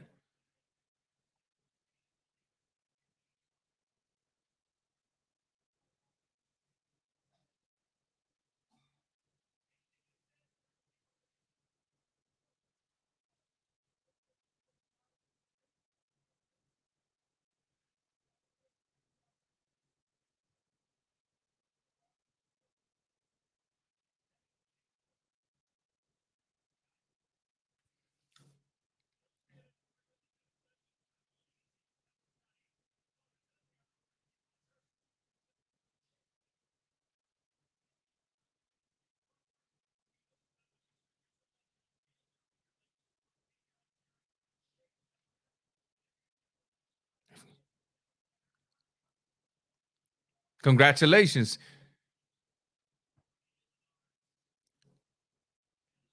Gotta be real with you, man. I like to say impressed, but I'm not. That's just it. I like to say I'm impressed, but I'm not. I mean, I don't know. That a guy like, let's see, I'm not convinced by Haney's performance. Salute, Raw Boxing. I'm not the only one. Salutes to you. Not the only one. Because he was able to dance around this man because this man would not let his hand go. That's it. The minute this man decided to, you know what? It doesn't matter if I get hit. I'm going to let my hands go. He caused a lot of damage on this kid. He caused him to literally clinch and hug and tight throughout the entire 12 round. I'm just simply saying a younger, stronger opponent is not going to just sit there stationary. I don't think so, man. I really don't. So exactly. Who do you think is the next opponent they go after? I know that we want him to fight certain people, but who do you think is the next person? You think they step down in competition after this fight? What do you think? I think they either stay. I think they either stay at the same level of competition, or they might move up a little more. But I want to see him against Fortuna. I think he beats Fortuna, but I'm simply saying once he beats Fortuna, it'll at least start putting some credible opposition in his record to incentivize the position to earn a shot at Teofimo. Now, if Teofimo said he wants him and Teofimo gets past Cambosos and the fight happens, congrats, let's make it happen. And if I was Devin Haney for that fight, I would focus on complete amateur style boxing. I will focus in complete outboxing Teofimo from the out. Do not allow Teofimo to come in. But I see that as an impossible task because I can see Teofimo moving in, actually having success downstairs. So I don't know, man. It's boxing. Anything can happen. I think they go after Gary Russell or a Lomachenko next. Honestly, if they go after Gary Russell, that's a cherry pick. I don't give a damn what nobody says. That's a cherry pick. I agree. Everything's in Haney's favor, but I think that's the kind of opponent they'll go after. Sidestep opponent. I think that Lomachenko would be a possibility for the money. But if he gets past Nakatani. Yeah. I think Lomachenko beats him though. You think so? I think Nakatani is the wrong fight for him coming out of surgery. I think for him not exploring, not putting that shoulder through a fight to see what he does against a fighter so relentless. I don't know. I think Lomachenko is definitely a better fighter and under other circumstances can definitely beat Nakatani easy.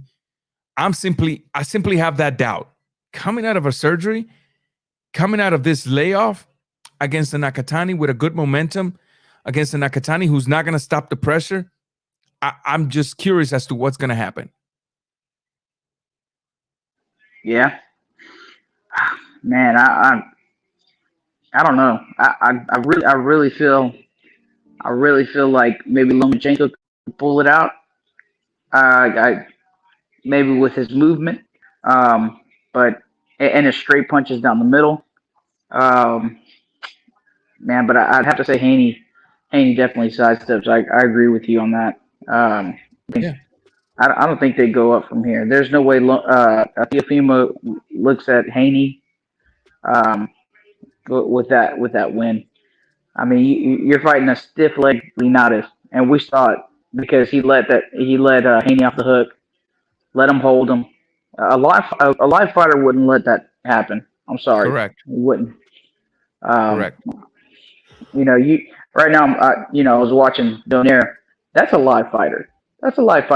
Even though he's what, in his late 30s, he's used his experience to his benefit and still has some speed, still has some good reflexes.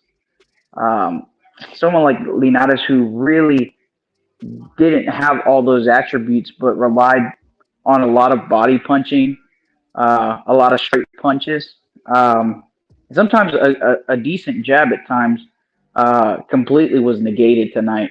by the jab of Haney, which I have to give it to Haney. He's got a great jab. He was tripling up on the jab, and he was allowing that jab to open up other shots. That's the best weapon in boxing. Yeah, and so I just believe that had he fought somebody who I know they're not in the same weight class, but if it had to be an older fighter, a light older fighter like a Donaire, and I think that Lomachenko fits that bill because Lomachenko is old. He's an older fighter. How old is Lomachenko right now? He's in his 30s for sure. Yeah, I have to say he's in his late 30s, mid to late 30s. Yeah. He started late, and he started back when Salido was still fighting. Salido hadn't fought in at least 6 or 7 years.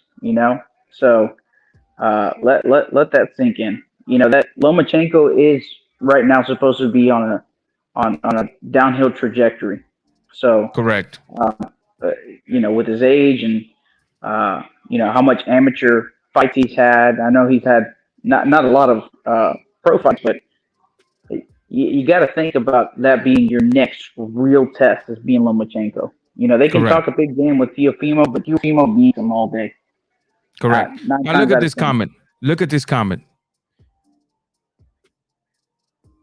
That was worse than the Ryan Garcia knockdown. Was rocked, and lucky Linares let him hold on for a whole round. Now look, some of these casual fans ain't no dummy, and they got eyes to see, and what they see is the same thing we're seeing. So I think, I really think they need to up the competition, but this is a result of the fight. As of tonight's result, will they want to step up in competition? I don't know. I'm hoping it happens. Chat thinks he beats Garcia. I definitely don't think he beats Garcia. I don't look at a knockdown as a key to lose against this Devin Haney. A Garcia who is lengthy, a Garcia who is lightning quick, a Garcia who has a good jab, a good left hook, a good overhand right people don't give him credit for. A Garcia that has already faced Devin Haney and the amateurs. A Garcia that possesses more power than Linares. I don't think he beats this Garcia, to be honest with you. But you never know. You never know. I definitely don't think he beats a young fighter that goes to the body immediately, because that was the first thing Linares didn't do.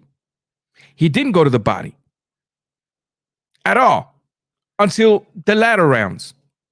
He didn't let his hand go until the latter rounds. And when he did, you saw what happened in the fight.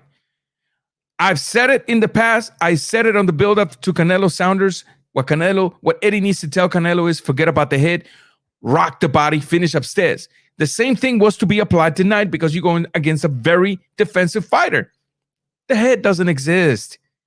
Put 3-4 punches down there. Once you take the focus away from the defense upstairs, finish upstairs with one single shot. But that is the game plan for the entire remainder of the fight. That would have been a much different fight.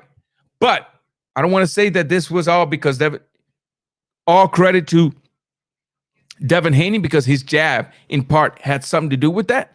But then again, credit to Linares allowing him, because the key is if the jab's too good, you got to eat it in order to get to the body.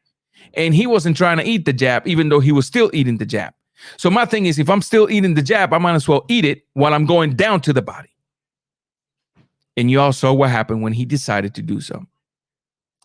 That's been it, ladies and gentlemen, for tonight. Chat, man, I want to thank you for hanging out with me tonight. I want to thank everybody in the panel for supporting the channel tonight, man. You know how it is, chat. Any last words? Oh, man, I'm looking forward to hopefully the Haneys putting their skills up to what their mouth kind of opens up to portray. I'm hoping that Haney continues to step up in competition, not downgrade. He is a champion, man. We got to see him fight these top level fighters. At least top five, and see how he does, man. No more protection, man. I'm tired of seeing that in boxing. And I hope that, we continue to see great fights in the future. Correct. Correct. I agree with you. That's been it, ladies and gentlemen. Thank you for those of you that hung out with us, man. Remember, just to check, if you haven't hit the like button, just do so. It just helps the channel get a little more exposure. Subscribe if you haven't. And if you do subscribe, make sure to hit the bell next to the subscribe button and select all. Till next time, Raw Boxing TV, I'm out.